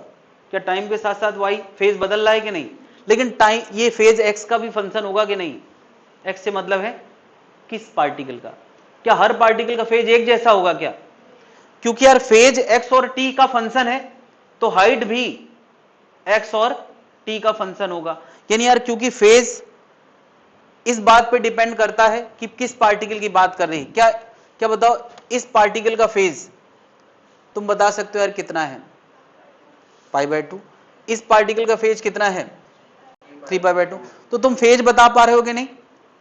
और एक ही वक्त पे, ये फोटो किसी एक वक्त का है, क्या एक ही वक्त पे इसका फेज अलग है और इसका फेज, एक ही वक्त पे हर पार्टिकल का फेज अलग अलग हो सकता है। यानी वो फर्क किस हिसाब से पड़ रहा है? इसका x1 अलग है और इसका x2 अलग है। x बदलने से फेज में फर्क पड़ता है, एक बात। दूसरी बात, क्या इसी का अगला फोटो बनाएंगे तो ये पार्टिकल ऊपर नीचे कुछ हो जाएंगे तो उसका फेज बदल जाएगा। यानी फेज x पे भी डिपेंड करता है और टाइम पे भी। इस वक्त के फोटो के लिए फेज कुछ है, अगले पल फेज बदल जाएगा, समय के साथ भी फेज बदलेगा।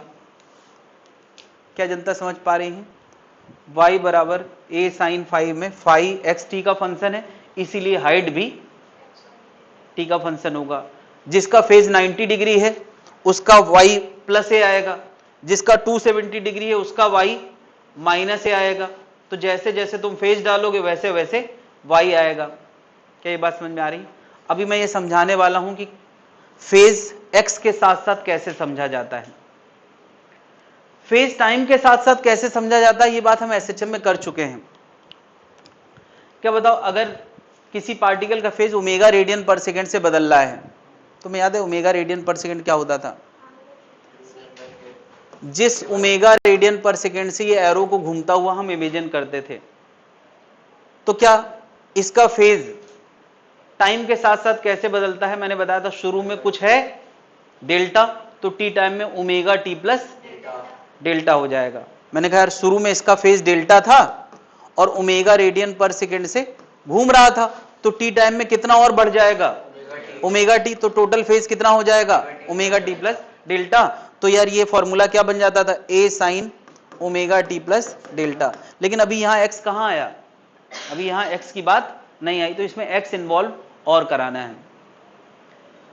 इतनी बात पहले नोट कर ले, तो फिर मैं आगे ये बातें करूं कि एक्स की बात कैसे इन्वॉल्व कराई जाए।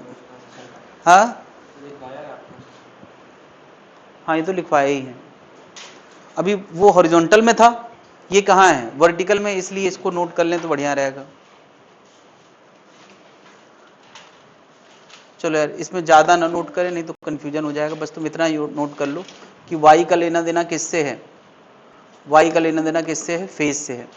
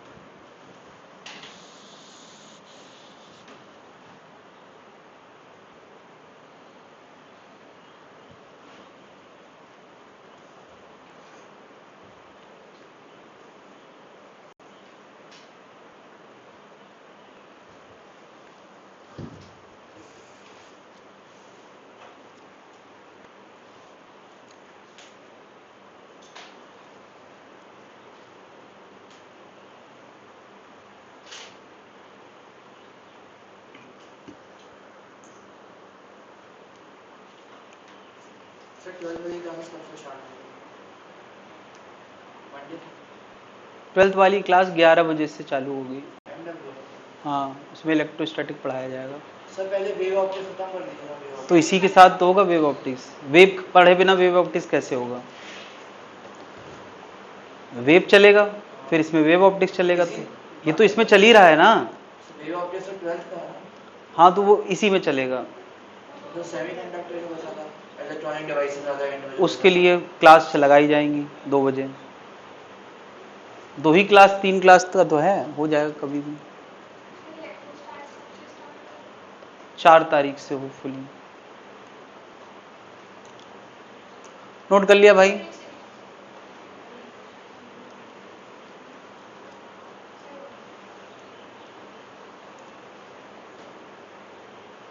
नोट कर लिया है? फिर चला गया।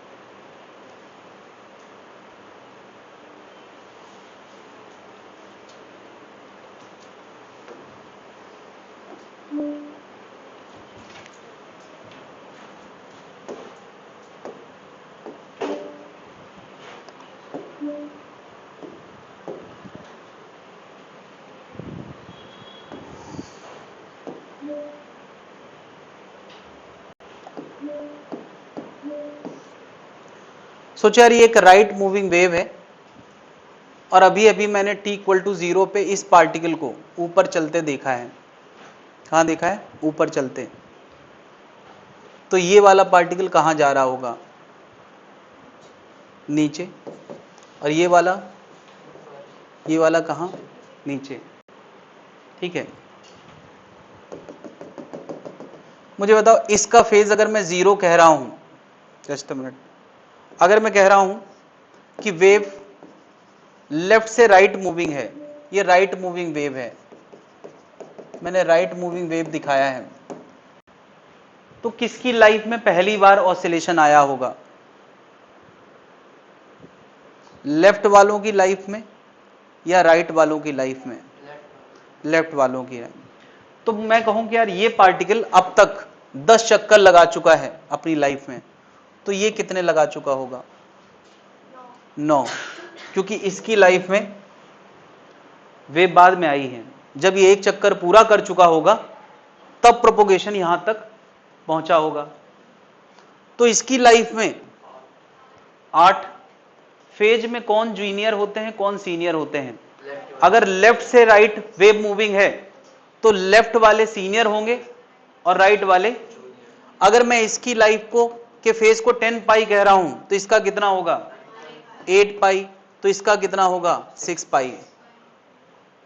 यार एक साइकिल में 2 पाई का अंतर आता है कि नहीं? अब तुम इसका कहना चाहो तो क्या कह सकते हो? 9 पाई, है ना? इसका क्या कह सकते हो? 7 पाई।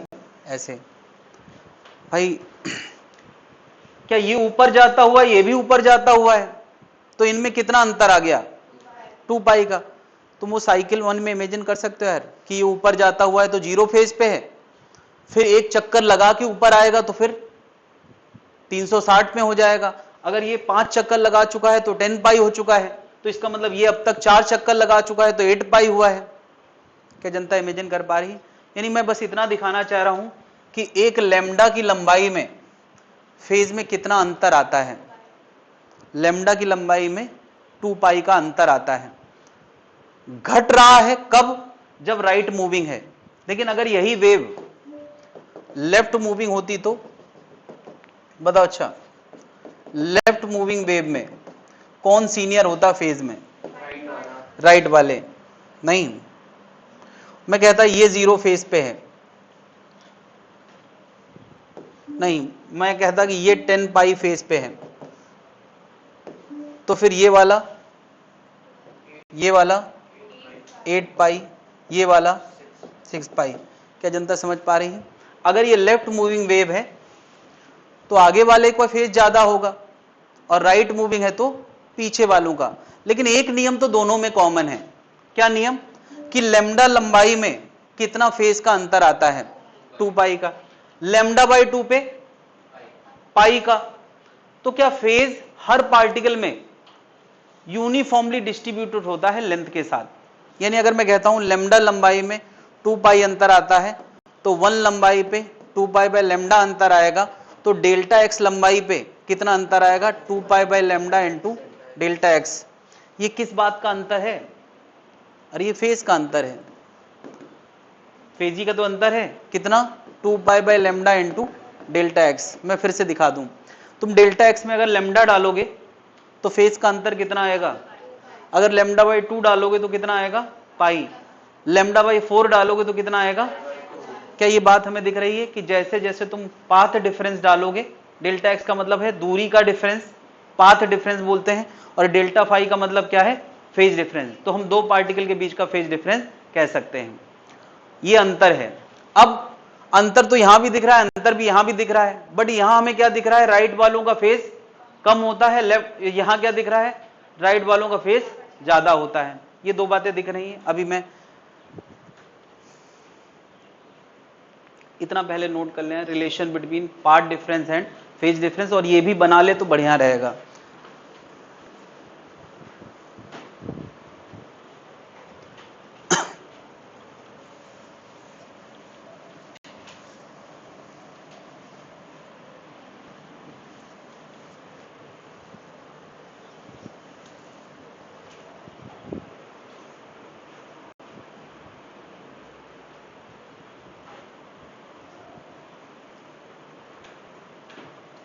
यहां पे 2 पाई बाय लेमडा को एक सिंबल में देने वाला हूं क्या, के। हियर के बराबर 2 पाई बाय लेमडा, इसको हम बोलते हैं क्या, angular wave number, angular wave number, angular wave number बोलते हैं, ऐसे नाम रखा गया है। इसकी यूनिट क्या होना चाहिए यार, 2 pi upon lambda, metre inverse, बिल्कुल इसकी यूनिट होगी मीटर इनवर्स। 1 बाई लेमडा की यूनिट बस रखना है, या रेडियन इनवर्स, रेडियन पर मीटर इनवर्स भी लिख सकते हैं यूनिट में, डायमेंशन वाइज केवल मीटर इनवर्स। क्या इतनी बात क्लियर है?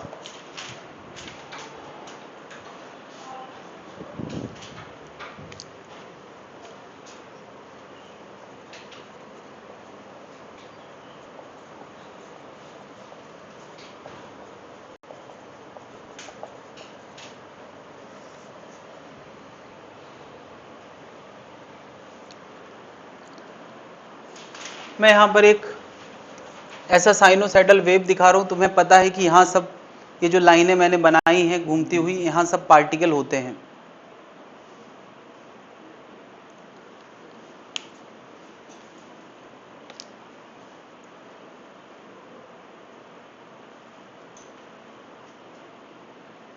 नोट कर लिया भाई? तो ये सब, ये जो टेढ़ा मेढ़ा मैं दिखा रहा हूं, यहां सब क्या है, पार्टिकल। और ये कहां से कहां तक है, माइनस इनफाइनाइट से लगा के प्लस इनफाइनाइट, अनलिमिटेड पार्टिकल हैं। मैंने हम किसी भी जगह पे अपना एक रेफरेंस बना लिया है, ये मेरा एक रेफरेंस पॉइंट है, ये रेफरेंस पॉइंट है, जिसमें इस पार्टिकल को मैं कहां देख रहा हूं, x बराबर 0 पे। इस पार्टिकल को मैंने कहां देखा है, x बराबर, और ये ऊपर नीचे ऑसिलेट कर रहा है। क्या ये जब पार्टिकल ऑसिलेट कर रहा है तो समय के साथ साथ इसका फेज बदल रहा है? नहीं, मैंने कहा इस समय इस पार्टिकल का फेज लेटस से डेल्टा है। तुम्हें पता है डेल्टा का मतलब क्या होता है, वो जो एरो साथ में घूमता था उसका एंगल है।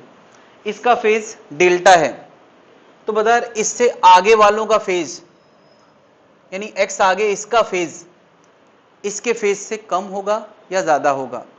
तो तुम तुरंत पूछोगे ये राइट मूविंग है या लेफ्ट मूविंग है? तो फिलहाल मैं राइट मूविंग वेव के लिए बात कर रहा हूं, for right moving. Right moving क्या, फेज ऑफ, पहले तो बता इसका फेज t बराबर 0 पे डेल्टा है यार, x इक्वल टू 0 वाले पार्टिकल का फेज t बराबर 0 पे कितना है, डेल्टा है।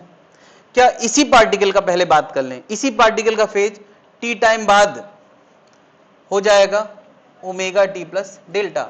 ये तो हम एसएचएम के जमाने से जानते हैं कि समय के साथ साथ उसका फेजर घूमता रहता है तो एंगल बदलता रहता है, और एंगल बदल रहा है मतलब फेज बदल रहा है, तो टी टाइम बाद इतना हो जाएगा। अब मुझे बताओ इसका फेज बदलेगा तो सबका बदलेगा। मैंने कहा ये फेज इसका है तो आगे वालों का क्या होगा, इससे आगे वालों का कम होगा अगर राइट मूविंग है। नहीं, चलो अभी राइट मूविंग मैं यहां लिखता हूं, for right moving wave x बराबर x वाले पार्टिकल का फेज इस फेज से कुछ कम होगा।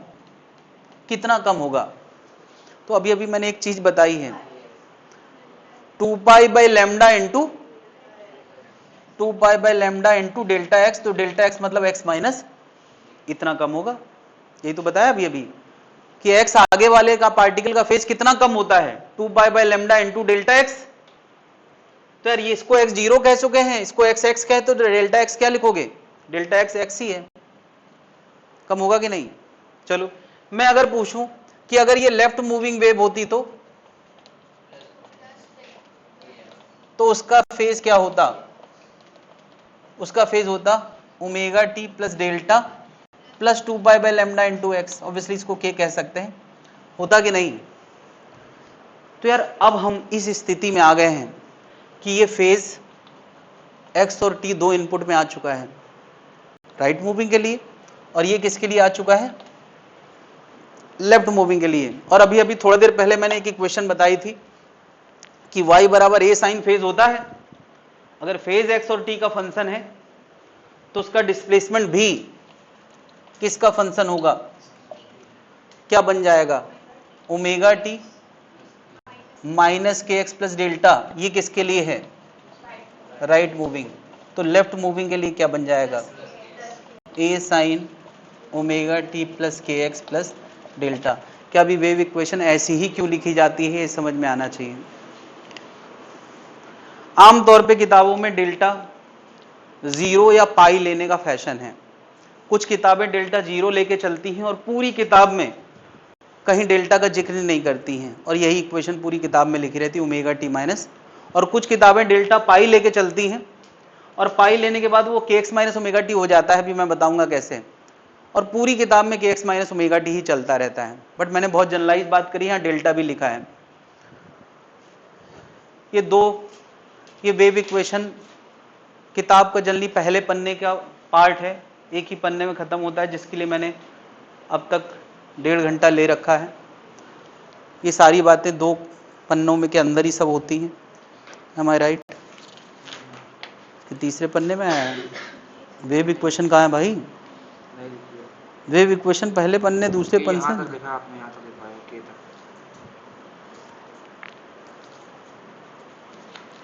क्या आ गया भाई। अच्छा यहाँ सब मिक्स चला है ना, ओ माय गॉड। पहले थोड़ा तो भाव डेवलप हो, ये है वेव इक्वेशन इधर है। हाँ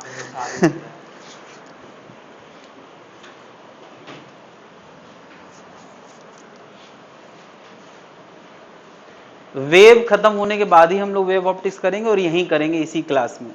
वो भले 12th का है, उससे थोड़ी कोई मतलब है यार, पढ़ना तो सबको है। उसका एक सीक्वेंस है कि वेव पढ़ा है तो वेव ऑप्टिक्स खत्म करना है।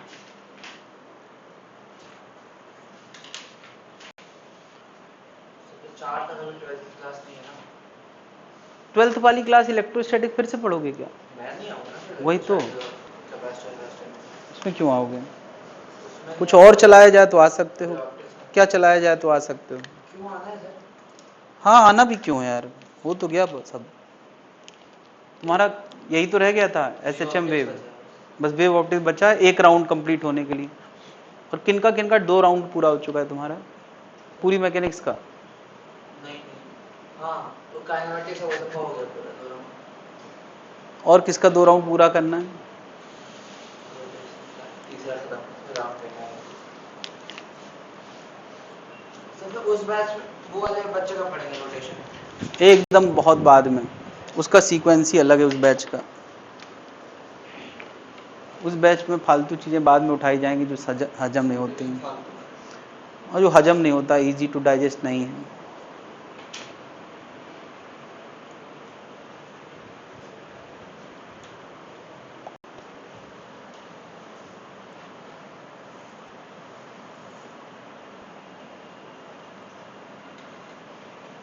और कोई टॉपिक जो तुमको, रोटेशन तो फिर नहीं हो रहा, 2 बार पढ़ चुके बहुत है, और बताओ। नहीं, दूसरे मैंने से नहीं पढ़ा, मान रहा हूँ ना, क्लास में पढ़ने जाता हूँ। उसके अलावा और कुछ बचा है? रे ऑप्टिक्स का जो एंड वाला पार्ट है, टेलीस्कोप के बाद जो आपने पढ़ाया था। ठीक है, इसका मतलब नहीं बचा है, इससे पता चल रहा है। अब वो बचा है, फ्लूइड बचा है, पूरा थर्मोडायनामिक्स पूरा बचा है अभी, वो सब एक बार में नहीं हुआ है। एक बार भी कैसे है लास्ट सर, ईयर हो हाफ ही ईयरली सकता चलते थे है। उस समय हम लोग के।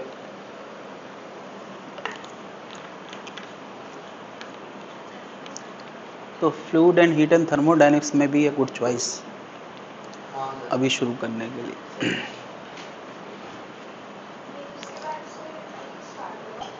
ये नोट कर लिया भाई लोग?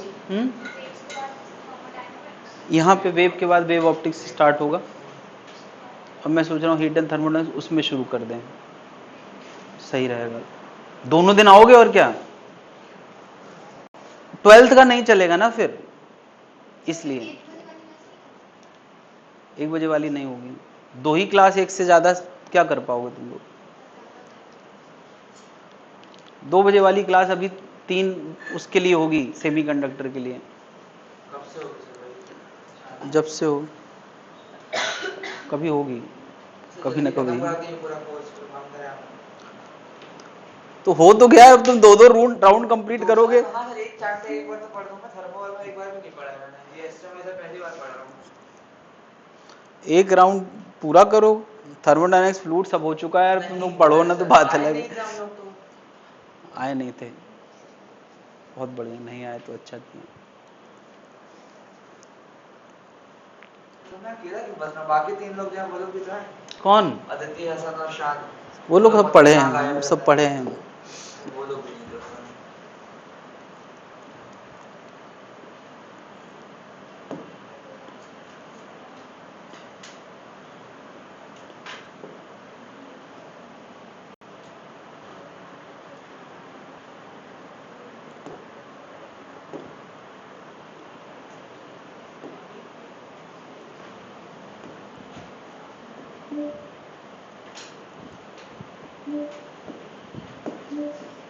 मतलब वेव ऑप्टिक्स के बाद इस बैच में आप क्या चाहोगे?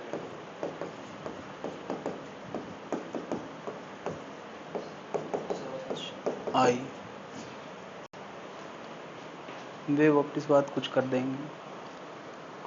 इधर ध्यान दें जरा, विच ऑफ द फॉलोइंग, हाँ वेव ऑप्टिक्स के बाद भी तो पढ़ाया जा सकता है semiconductor, good idea.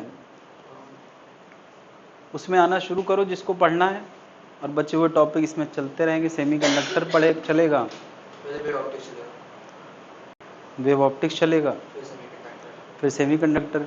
At a time एक टॉपिक पढ़ो यार, क्या करोगे 2-2 टॉपिक पढ़ के। जब जैसी दूसरा टॉपिक पढ़ता है तो मैं देखता हूँ कि उसका होमवर्क होना बंद हो जाता है, एक ही का होता है, एक का रह जाता है। हाँ भाई चलो बताएं, क्वेश्चन देखें जरा। ये एक वेव की पल्स दिखाई गई है, ऑब्वियसली ये कंटिन्यूअसली मूविंग वेव है, यानी इसके आगे और पीछे सब जगह पार्टिकल्स हैं। मैं इन कुछ पार्टिकल के नाम लिखे हैं, मेरा क्वेश्चन है इनमें से कौन कौन सा पार्टिकल रुका हुआ है, रेस्ट पे है, कौन सा पार्टिकल रेस्ट पे है। तो इसका जवाब है, बोलो कौन कौन रेस्ट पे होगा। क्या इस वेव में हर पार्टिकल सिंपल हार्मोनिक मोशन कर रहा है, और एसएचएम करता हुआ पार्टिकल कौन सा रेस्ट पे होता है, जो एक्सट्रीम पे होता है। तो इनमें से कौन से पार्टिकल एक्सट्रीम पे हैं, सी और जी एक्सट्रीम पे, वही रेस्ट पे होंगे। क्या मीन वाला पार्टिकल कभी रेस्ट पे होता है? सबसे ज्यादा स्पीड किसकी होती है, मीन वालों की, कि नहीं? अरे एसएचएम नहीं देखा क्या सबने? अब मुझे बताओ इनमें से कौन से पार्टिकल हैं, ये राइट मूविंग वेव है, पहले तो ये क्लियर कर लें। इनमें से कौन से पार्टिकल हैं जो अप मूविंग है, अप मूविंग है? ये बताने का मैं एक तरीका बताता हूं। तुमने सबने अभी अभी चलता हुआ वेव देखा है, और जब भी चलता हुआ वेव दिखता है तो यही शेप मॉडिफाई होकर अपना स्ट्रक्चर बदलता है। कैसे बदलता है? वही पार्टिकल ऊपर नीचे चले जाते हैं। तो मैं इस वेव का अगला फोटोग्राफ बना रहा हूं, जरा ध्यान से देखना। ये इस वेव का अगला फोटोग्राफ है, कन्विंस्ड और नॉट? ये अगला फोटोग्राफ है, यानी थोड़ी देर में यही वेव ऐसा नजर आने वाला है। तो ऐसा नजर आने के लिए बताओ बी पार्टिकल को कहां जाना पड़ेगा? ऊपर। ए को, सी को ऊपर, लेकिन सी इस वक्त रेस्ट पे है इसलिए हम सी की चर्चा ना करें। डी को कहां जाना पड़ेगा? ई को कहां? एफ को, जी को नीचे जाना पड़ेगा लेकिन रेस्ट पे है उसकी चर्चा नहीं कर रहे हैं। क्या इन सबको कहां जाना पड़ेगा? ऊपर जाना पड़ेगा। तो अगला फोटो बनाते कैसे हैं? क्योंकि ये राइट मूविंग है तो अगला फोटो राइट खिसका के बना दिया है। और जब तुम खिसका के बनाओगे तुम्हें पता चल जाएगा कि यार ये फोटो बनने के लिए पार्टिकल को जाना कहां पड़ेगा। पार्टिकल तो ऊपर नीचे ही चलते हैं। मुझे बताओ कौन से अप मूविंग है? ए बी एच आई, ये क्या है? अप मूविंग है। कौन सा डाउन मूविंग है? डी ई एफ, ये क्या है? डाउन मूविंग है। चलो यार मैं क्वेश्चन फिर से पूछ रहा हूं और मैं फोटो बदल रहा हूं थोड़ा सा। ये लेफ्ट मूविंग है, लेफ्ट मूविंग है और यहां मैं कुछ पार्टिकल दिखा रहा हूं, A B C D E F G H. Rest वाले कौन है? अप वाले कौन है? डाउन वाले कौन है? मगर ये लेफ्ट मूविंग वेव है, ध्यान देना भाई।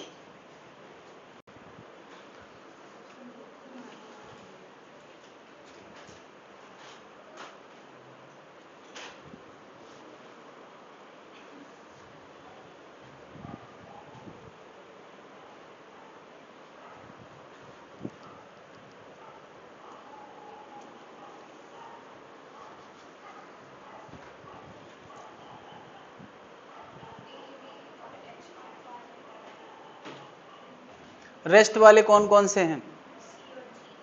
सी और जी रेस्ट पे हैं, इसमें तो किसी को डाउट नहीं होना चाहिए।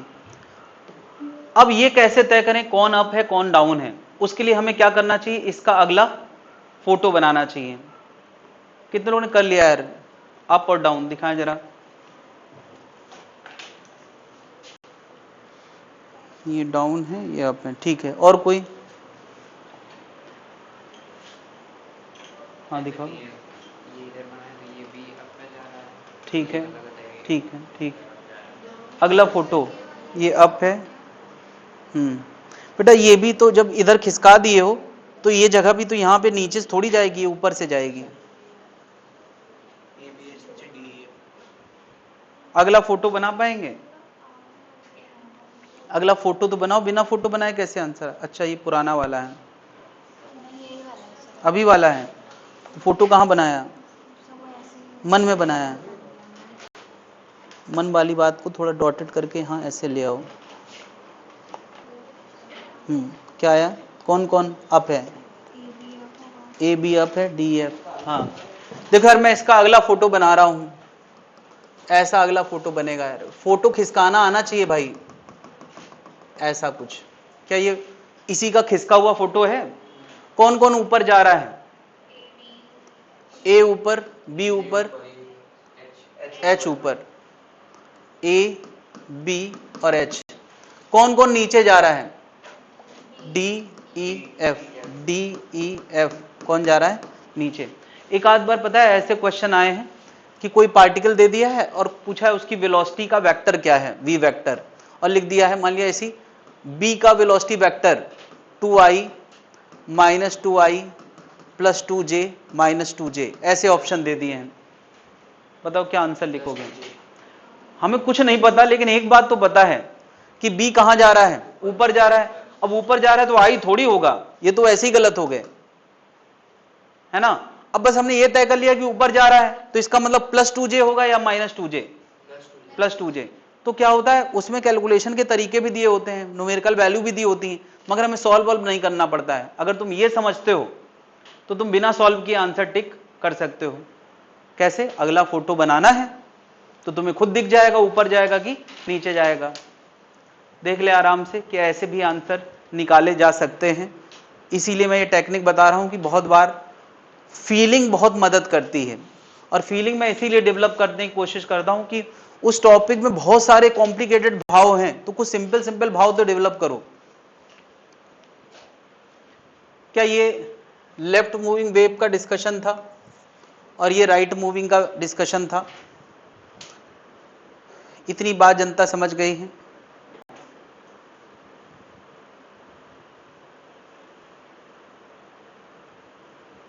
हटा दें, नोट कर लिया है?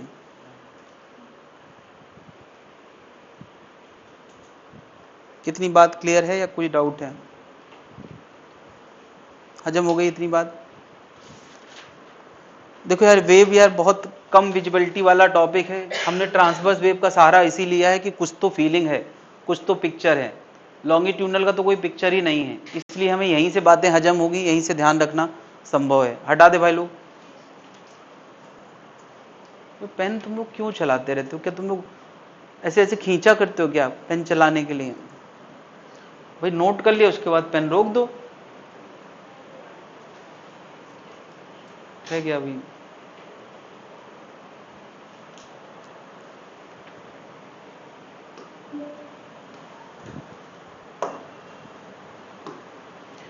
चलो यार, मैं यहां पर कुछ डायग्राम बनाया हूं। ये कंटिन्यूअस वेव्स हैं।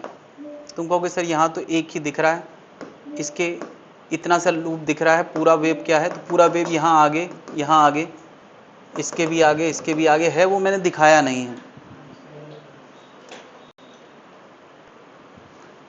ये सारी वेव कैसी हैं? कंटिन्यूअस वेव हैं। कंटिन्यूअस वेव है, मुझे बताओ। हमने अभी थोड़ा देर पहले तय किया था ये एक्स एक्सिस है, ये वाई एक्सिस है, और एक्स बराबर 0 वाले पार्टिकल का जो फेज होता है उसको हम क्या कहते हैं? डेल्टा। तो यहां पर x इक्वल टू 0 वाला पार्टिकल ये है, यहां x इक्वल टू 0 वाला पार्टिकल ये है, यहां x इक्वल टू 0 वाला पार्टिकल ये है,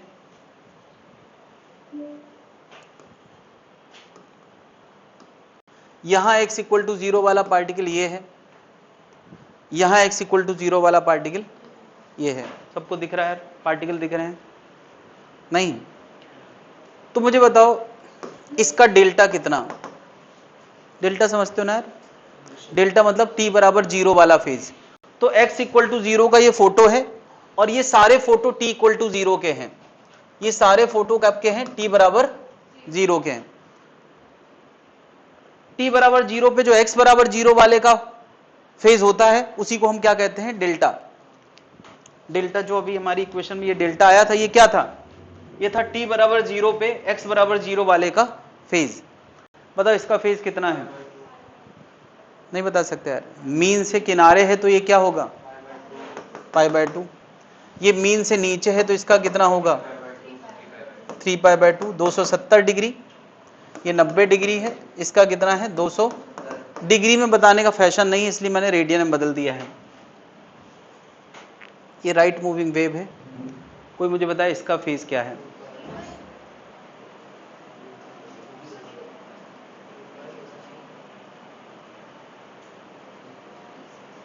जीरो वाले हाथ उठाएं,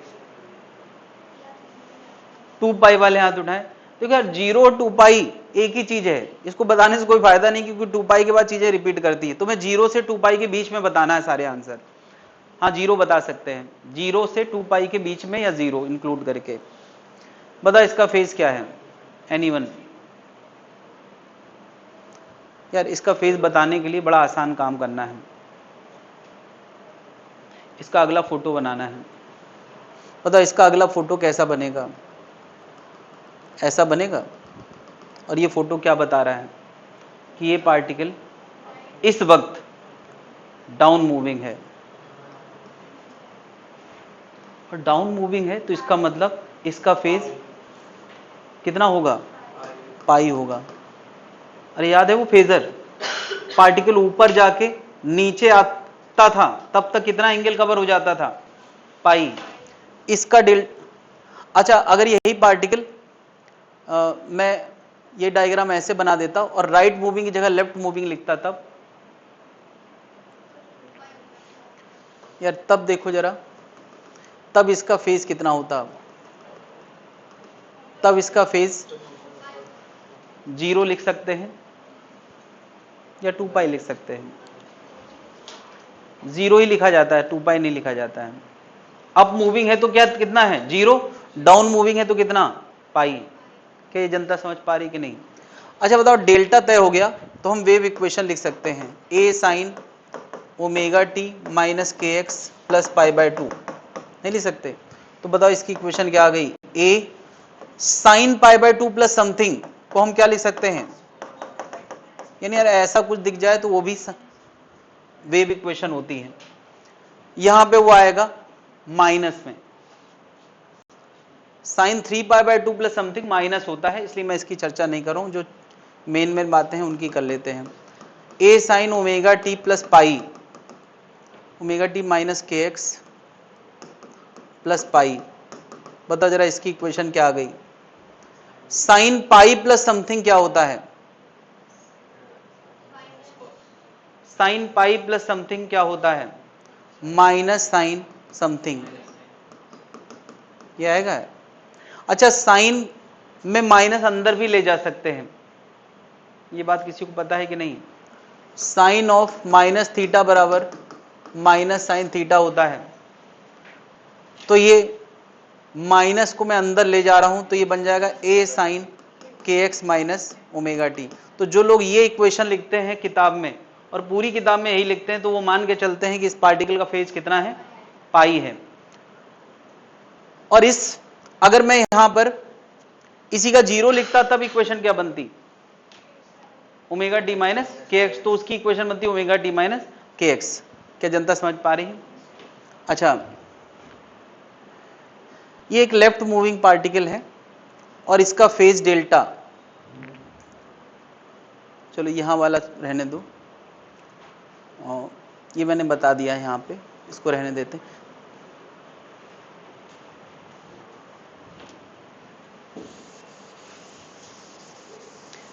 इसका मैंने अभी बात किया था, इसका फेज कितना था, जीरो था। इसकी इक्वेशन क्या बनेगी, ए साइन ओमेगा टी प्लस के एक्स, क्यों, क्योंकि लेफ्ट मूविंग है, और डेल्टा क्या, अगर यही लेफ्ट मूविंग की जगह राइट मूविंग होती तो क्या बनता, omega t minus k x, और जीरो फेज वाला होता। तो इतने तरह के, यानी वेव इक्वेशन ये भी सही है, वेव इक्वेशन ये भी सही है, ये भी सही है, ऐसा कुछ भी प्लस माइनस करके लिखा हो वो गलत नहीं है। किस बात का अंतर होता है, डेल्टा का अंतर होता है, शुरुआती फेज का। मैंने यार यहाँ पे एक पार्टिकल दिखाया है, ये पार्टिकल a बाई रूट 2 की ऊंचाई पे है, इसकी वेव इक्वेशन, इसका डेल्टा क्या होगा, इसका डेल्टा क्या होगा बताना है।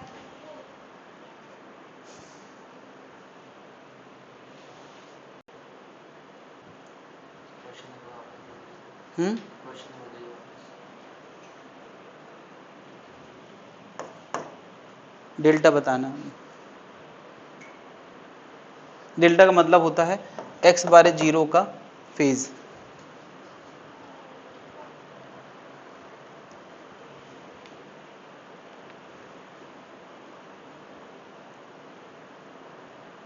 नहीं बताएं, a बाई रूट 2 है तो क्या अंदाजा नहीं लग रहा है यार, ये a बाई रूट 2 क्या होता है। अच्छा बताओ, अभी हमने थोड़ी देर पहले फेजर डायग्राम बनाया था, अगर किसी का फेज तुम्हें लाना हो, ये एंगल लाना हो और हाइट पता हो, तो साइन फेज बराबर क्या होता है, हाइट जो कि a बाई रूट 2 है अपॉन हाइपोटेनस जो कि क्या है, a है, तो ये क्या आ गया 1 बाई रूट 2। तो फाई बराबर कितना आ गया, इसको थीटा बोलते हैं यार, थीटा बोलते हैं, फेज बोलना थोड़ा ठीक नहीं, थीटा कितना आ गया, पाई बाई 4, नहीं आ गया, पाई बाई 4 नहीं आ गया। लेकिन ये बताओ, अगर ये एरो इधर के बजाय इधर हो तब भी तो ऊंचाई a बाई रूट 2 होगी, तब भी तो ये वाला एंगल पाई बाई 4 आएगा। लेकिन क्या ये इस एंगल को फेज कह सकते हैं, फेज तो इस एंगल को कहना पड़ेगा, क्योंकि हमारा एरो यहां से घूमना शुरू किया था। जरा यहां देखें, इस पार्टिकल का मैं देखना चाह रहा हूं कि ये आगे जा रहा है इस समय, या ऊपर जा रहा है या नीचे जा रहा है, बताओ कहां जा रहा है, नीचे जा रहा है। और नीचे जा रहा है इसका मतलब ये पार्टिकल अपने ऊपर वाले पड़ाव को पार करके अभी कहां जा रहा है, नीचे। तो इसका फेज पाई बाई 4 होगा या इतना होगा, इतना मतलब कितना, पाई बाई 4 45 डिग्री होता है, तो ये हो गया 135 डिग्री, यानी इसका फेज 135 डिग्री है, या इसको हम 3 पाई बाई 4 कह सकते हैं, 1 पाई बाई 180 से मल्टीप्लाई करके। क्या जनता समझ पा रही है। फेज एक बहुत गहरी बात है, ये एसएचएम में भी आती है और यहाँ भी आती है। ये डिस्कशन, ये जो क्वेश्चन मैंने पूछा, ये मैं एसएचएम में भी पूछ सकता हूँ कि एक पार्टिकल अपनी अब इस जर्नी में नीचे की तरफ आ रहा है। यहाँ मैं तुम्हें रियलाइज कराया हूँ क्यों नीचे आ रहा है अगले फोटो से। वहां मैं कहता हूँ नीचे आ रहा है, बताओ इसका फेज क्या है।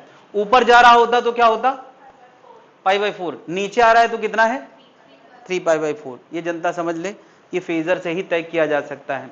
और ये डिस्कशन एसएचएम में भी बहुत फेमस है और यहाँ भी बहुत फेमस है। एसएचएम में ज़्यादा फेमस है, यहाँ थोड़ा कम है। क्या ये बात नोट कर पाएंगे?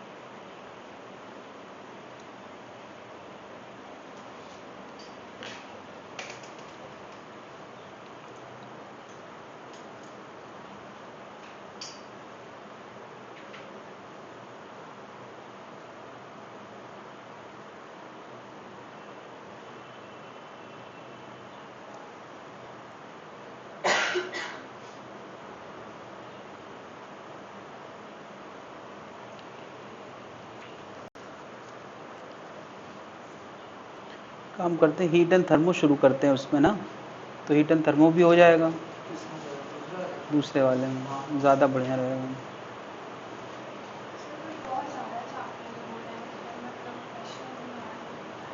तो एक ही बैच करना है मतलब इलेक्ट्रोस्टैट्स की जगह हीट एंड थर्मो बोल रहा है। हाँ, 3 दिन में कहाँ कुछ हो पाएगा, क्लास तो बढ़ाना ही पड़ेगी।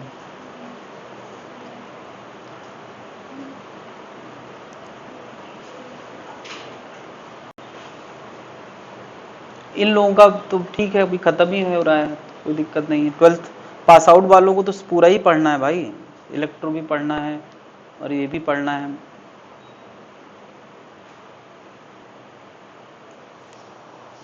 तीन दिन आओगे तो बहुत लेट खिंचेगा सिलेबस पर जाके, ऐसे में थोड़ा जल्दी हो सकता है। ऐसे दोनों दिन आके हो सकता है, बिल्कुल हो सकता है भाई। मॉडर्न तुम लोगों का हो चुका है, पूरा मैकेनिक्स हो ही चुका है, मतलब रोटेशन तक। एसएचएम वेब भी होने ही वाला है, तो फिर आराम से हो जाएगा। तो कुछ टॉपिक अगर पढ़ लो, अच्छा अभी मेहनत कर लोगे तो कर लोगे, फिर आगे रिवीजन का टाइम ज़्यादा मिल जाएगा।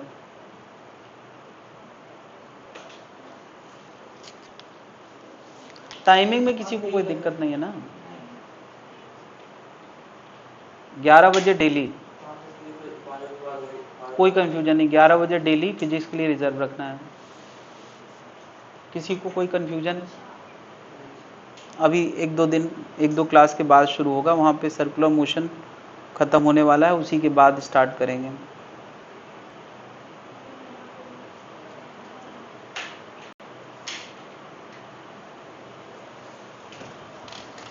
नोट कर लिया भाई लोग?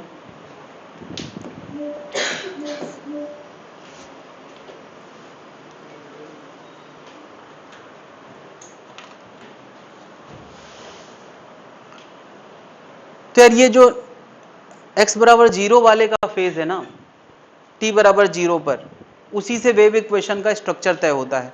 जनरल फॉर्मूला ये है, उसमें डेल्टा रखने के बाद वेव इक्वेशन का फाइनल फॉर्मेट तय होता है, या तो omega t minus k x या तो के एक्स माइनस ओमेगा टी। और ये बातें एक्चुअली बहुत रेयर बातें हैं, ये मतलब ये नीट में बहुत रेयर है, मैं कहूँगा बहुत ज़्यादा फैशन में नहीं, बट आ जाती हैं तो फिर समझाना बहुत मुश्किल हो जाता है मेरे लिए, इसलिए मैं सारी बातें कवर करते हुए कर रहा हूँ, है ना। नीट के पॉइंट ऑफ व्यू से थोड़ा कम इम्पॉर्टेंट है। चलो यार, क्या इम्पोर्टेंट है अब उस पर आ जाते हैं। ये क्वेश्चन मैंने दिया है, ये दिख रहा है भाई, ये एक राइट मूविंग वेव है जिसकी वेव स्पीड कितनी है 5 मीटर पर सेकेंड, ठीक है।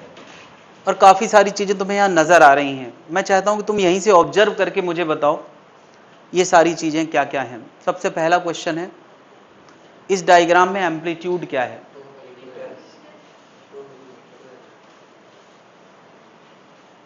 इस डायग्राम में एम्पलीट्यूड क्या है? क्या दिख रहा है? एम्पलीट्यूड होता है मैक्सिमम डिस्प्लेसमेंट, तो हमें दिख रहा है सीधे ये है 2 mm। इस डायग्राम में सारे राज छुपे हैं। इस डायग्राम में वेवलेंथ क्या है? दिख रहा है? क्या यहां से यहां तक एक वेव पूरा कंप्लीट हो रहा है कि नहीं? यहां से यहां तक। कोई अगर ऐसे देखना चाहे तो ये भी कह सकता है इधर से इधर तक एक वेव पूरा हो रहा है, थोड़ा सा उसमें नजर नहीं आएगा। तो कितना है वेवलेंथ? 8 मीटर। ये मीटर में दिया है। इतना दिख रहा है? इतना तो डायग्राम में दिख रहा है ना। और क्या डायग्राम में दिख रहा है? टाइम पीरियड डायग्राम में कहां दिख रहा है? मुझे तो नहीं दिख रहा है। ये v किसकी स्पीड है? स्पीड ऑफ वेव है। चलो, तो अब मैं चाहता हूं बाकी चीजें तुम लोग किसी ना किसी फॉर्मूले से कनेक्ट करके निकालें।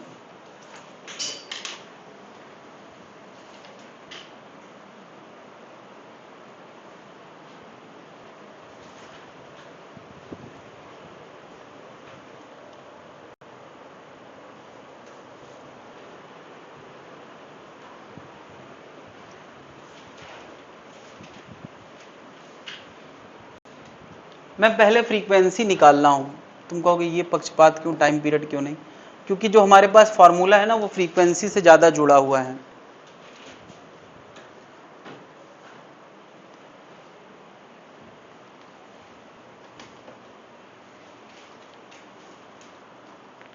सबके सिंबल बताएं जरा। एंगुलर फ्रीक्वेंसी का सिंबल क्या होता है?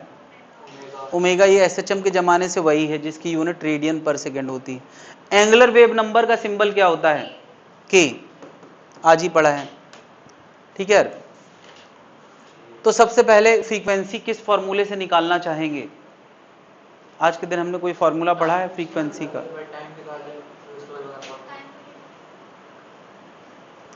हाँ, जो कुछ मन में आया। खैर, जो फॉर्मूला फेमस है उसी से मैं याद दिला रहा हूं। डी पार्ट हमने एक फॉर्मूला आज के दिन पढ़ा है, v बराबर न्यू लेमडा। ये बिल्कुल यार बहुत फेमस है, मतलब लोगों को रटा होता है, फीलिंग हो चाहे ना हो।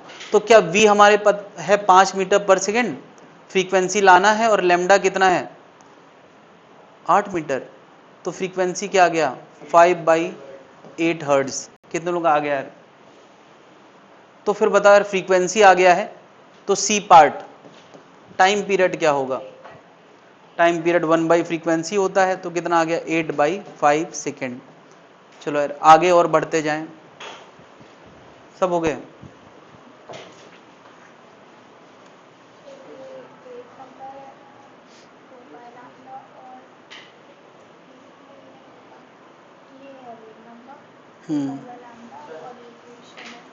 ठीक। वेव इक्वेशन में डेल्टा क्या लिया? ठीक।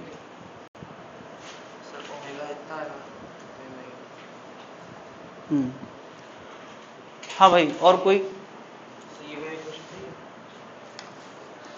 डेल्टा क्या लिखा है तुमने? और प्लस आएगा कि माइनस आएगा बीच में?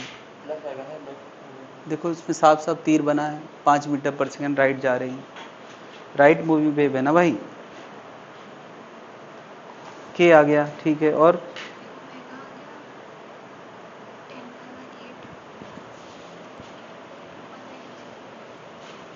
ओमेगा, हमने क्या ओमेगा पढ़ा है हमेशा? 2 पाई इंटू फ्रीक्वेंसी या 2 पाई/t। अरे 2 पाई इंटू फ्रीक्वेंसी नहीं पढ़ा? तो फ्रीक्वेंसी हमारे पास कितना आया है 5/8।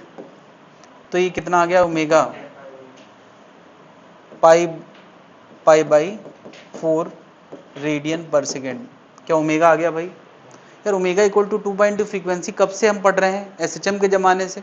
और जब पार्टिकल सारे एसएचएम ही कर रहे हैं तो ये रूल थोड़ी बदल जाएंगे। एंगुलर वेव नंबर के आज ही के दिन हमने पढ़ा है। के बराबर क्या 2 पाई/λ।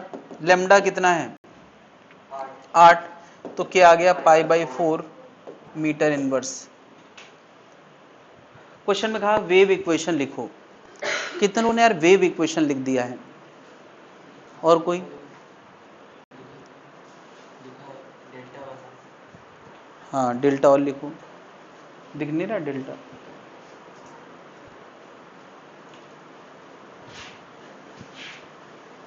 वेव इक्वेशन का फॉर्मूला हमने क्या पढ़ा है? y बराबर a साइन, मुझे बताओ ये राइट मूविंग वेव है या लेफ्ट मूविंग है? तो राइट मूविंग में हमने क्या फॉर्मूला पढ़ा है? Omega t minus k x plus delta. तो यार ये ओमेगा के और डेल्टा ये चीजें हमें पुट करना चाहिए, क्योंकि y इक्वेशन हमेशा एक्स टी के फंक्शन में होती है, तो एक्स टी के अलावा बाकी सब कुछ तो हमें पता होना चाहिए ना। तो सब पता तो कर चुके हैं ऊपर। a की जगह क्या लिखना है? 2 mm साइन। ओमेगा की जगह क्या लिखना है? 5π/4। के की जगह क्या लिखना है? 5/4 मीटर इनवर्स, ये यूनिट भी लिखते चलें। प्लस डेल्टा की जगह क्या लिखना है? यार अगर ये एक्सट्रीम पे है तो इसका मतलब इसका डेल्टा कितना है? π/2। क्या जनता समझ पा रही है? यार ये मैंने बिल्कुल सीधा क्वेश्चन पूछा है, कैसे वेव इक्वेशन बनाते हैं, लेकिन कभी भी क्वेश्चन ऐसे सीधा तुमसे नहीं निकलवाया जाएगा। हाँ, इनके स्टेप्स में क्वेश्चन हो सकते हैं। अक्सर क्वेश्चन क्या होता है कि तुम्हें वेव इक्वेशन दी जाती है, वेव इक्वेशन दी जाती है और तुमसे पूछा जाता है ये सारी चीजें निकाल के बताओ। जैसे मैं कह दूं तुम्हें एक वेव इक्वेशन में दे देता हूं, y बराबर 4 cos 3πt माइनस 2x ऐसे दे रखा है। क्या दे रखा है? ये दे रखा है। मैं पूछूं यार ये एम्पलीट्यूड बताओ, एम्पलीट्यूड ए बताना है,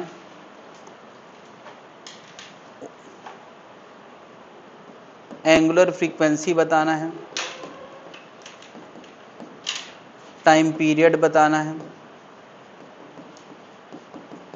फ्रीक्वेंसी बताना है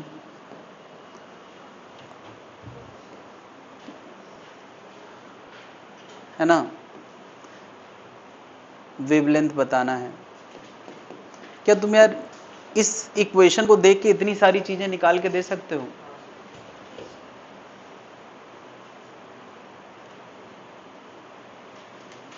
मैंने वहां चीजें देख के इक्वेशन पूछी थी और अब मैं इक्वेशन देके चीजें पूछ रहा हूं, टर्म पूछ रहा हूं जो इसमें इन्वॉल्व होते हैं।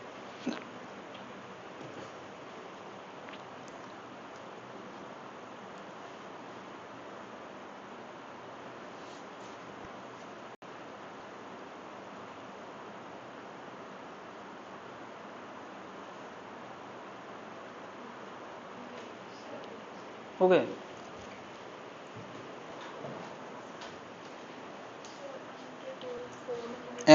यूनिट के साथ लिखो, क्योंकि इसमें यूनिट के भी चक्कर्स रहते हैं।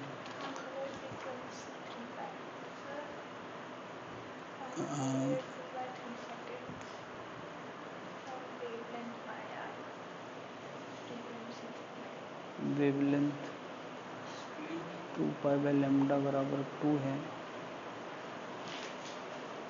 पाई आ रहा है, ठीक है।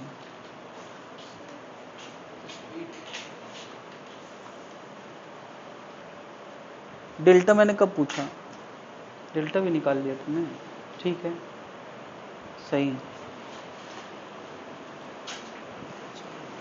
हाँ यार एक और क्वेश्चन बनता है, वेव स्पीड क्या होगी? वेव स्पीड क्या होगी बता पाओगे यार?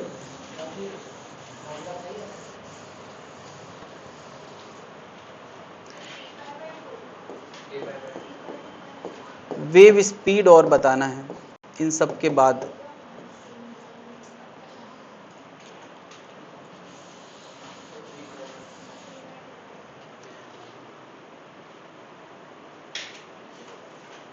हाँ भाई, कितने लोगों का हो गया यार? एम्पलीट्यूड क्या दिख रहा है भाई? 4 mm, इसमें तो कोई दिक्कत है नहीं। ओमेगा क्या दिख रहा है? ओमेगा हमेशा टाइम के बगल में होता है, तो 3π रेडियन पर सेकेंड, ये यूनिट में दिया जाएगा, ये यूनिट में नहीं दिया है तो मैं मीटर लिख देता हूं, नहीं मीटर इनवर्स। बदर ये x के बगल में, अच्छा x के बगल से कोई फायदा नहीं, टाइम पीरियड लाना है तो टाइम पीरियड क्या होता है, ओमेगा बराबर 2π/t होता है, तो t बराबर क्या होगा 2π/, और ओमेगा हमारा कितना आया है 3π, तो ये कितना आ गया भाई 2/3 सेकेंड टाइम पीरियड आ गया। फ्रीक्वेंसी कितना आएगा, वो आ जाएगा 3/2 हर्ट्ज। वेवलेंथ लेमडा कहां छुपा है, क्या पता हमें x के बगल में क्या दिख रहा है 2, और x के बगल में k होता है, यानी k बराबर क्या दे रखा है 2, k का फॉर्मूला क्या होता था 2π/, लैम्डा बराबर 2, 2 से 2 कट गया तो लैम्डा बराबर क्या आ गया पाई मीटर। क्या बात समझ में आ गई है, हमने यार मैच कराया है, हमें पता है कि ये लुक a कॉस या sign omega t minus k x look होता है, और अगर हम ये लुक जानते हैं तो हम कोई भी टर्म रिकवर कर सकते हैं। अब रह गया वेव स्पीड। वेव स्पीड तुमने क्या पढ़ा है, v बराबर न्यू लेमडा अब तक पढ़ा है, तो न्यू कितना है 3/2, लेमडा कितना है पाई, तो कितना आ गया 3/। मैं यार फ्रीक्वेंसी का एक फॉर्मूला और बता रहा हूं वेव स्पीड का, ओमेगा बाई के। मैं चाह रहा हूं कि तुम ये सीखो क्योंकि अक्सर क्वेश्चन में ओमेगा के तुरंत नजर आते हैं। बता ओमेगा कहां छुपा बैठा है, टी के बगल में, और के कहां है, तो क्या वही आंसर आ रहा है, ये जस्टिफाइड है, मैं बता देता हूं कैसे।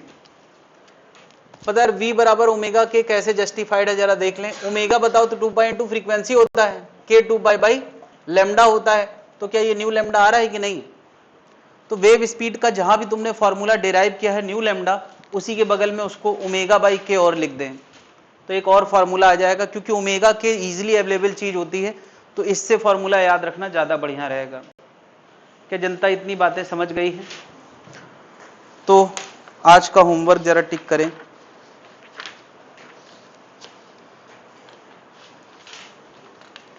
आज का होमवर्क है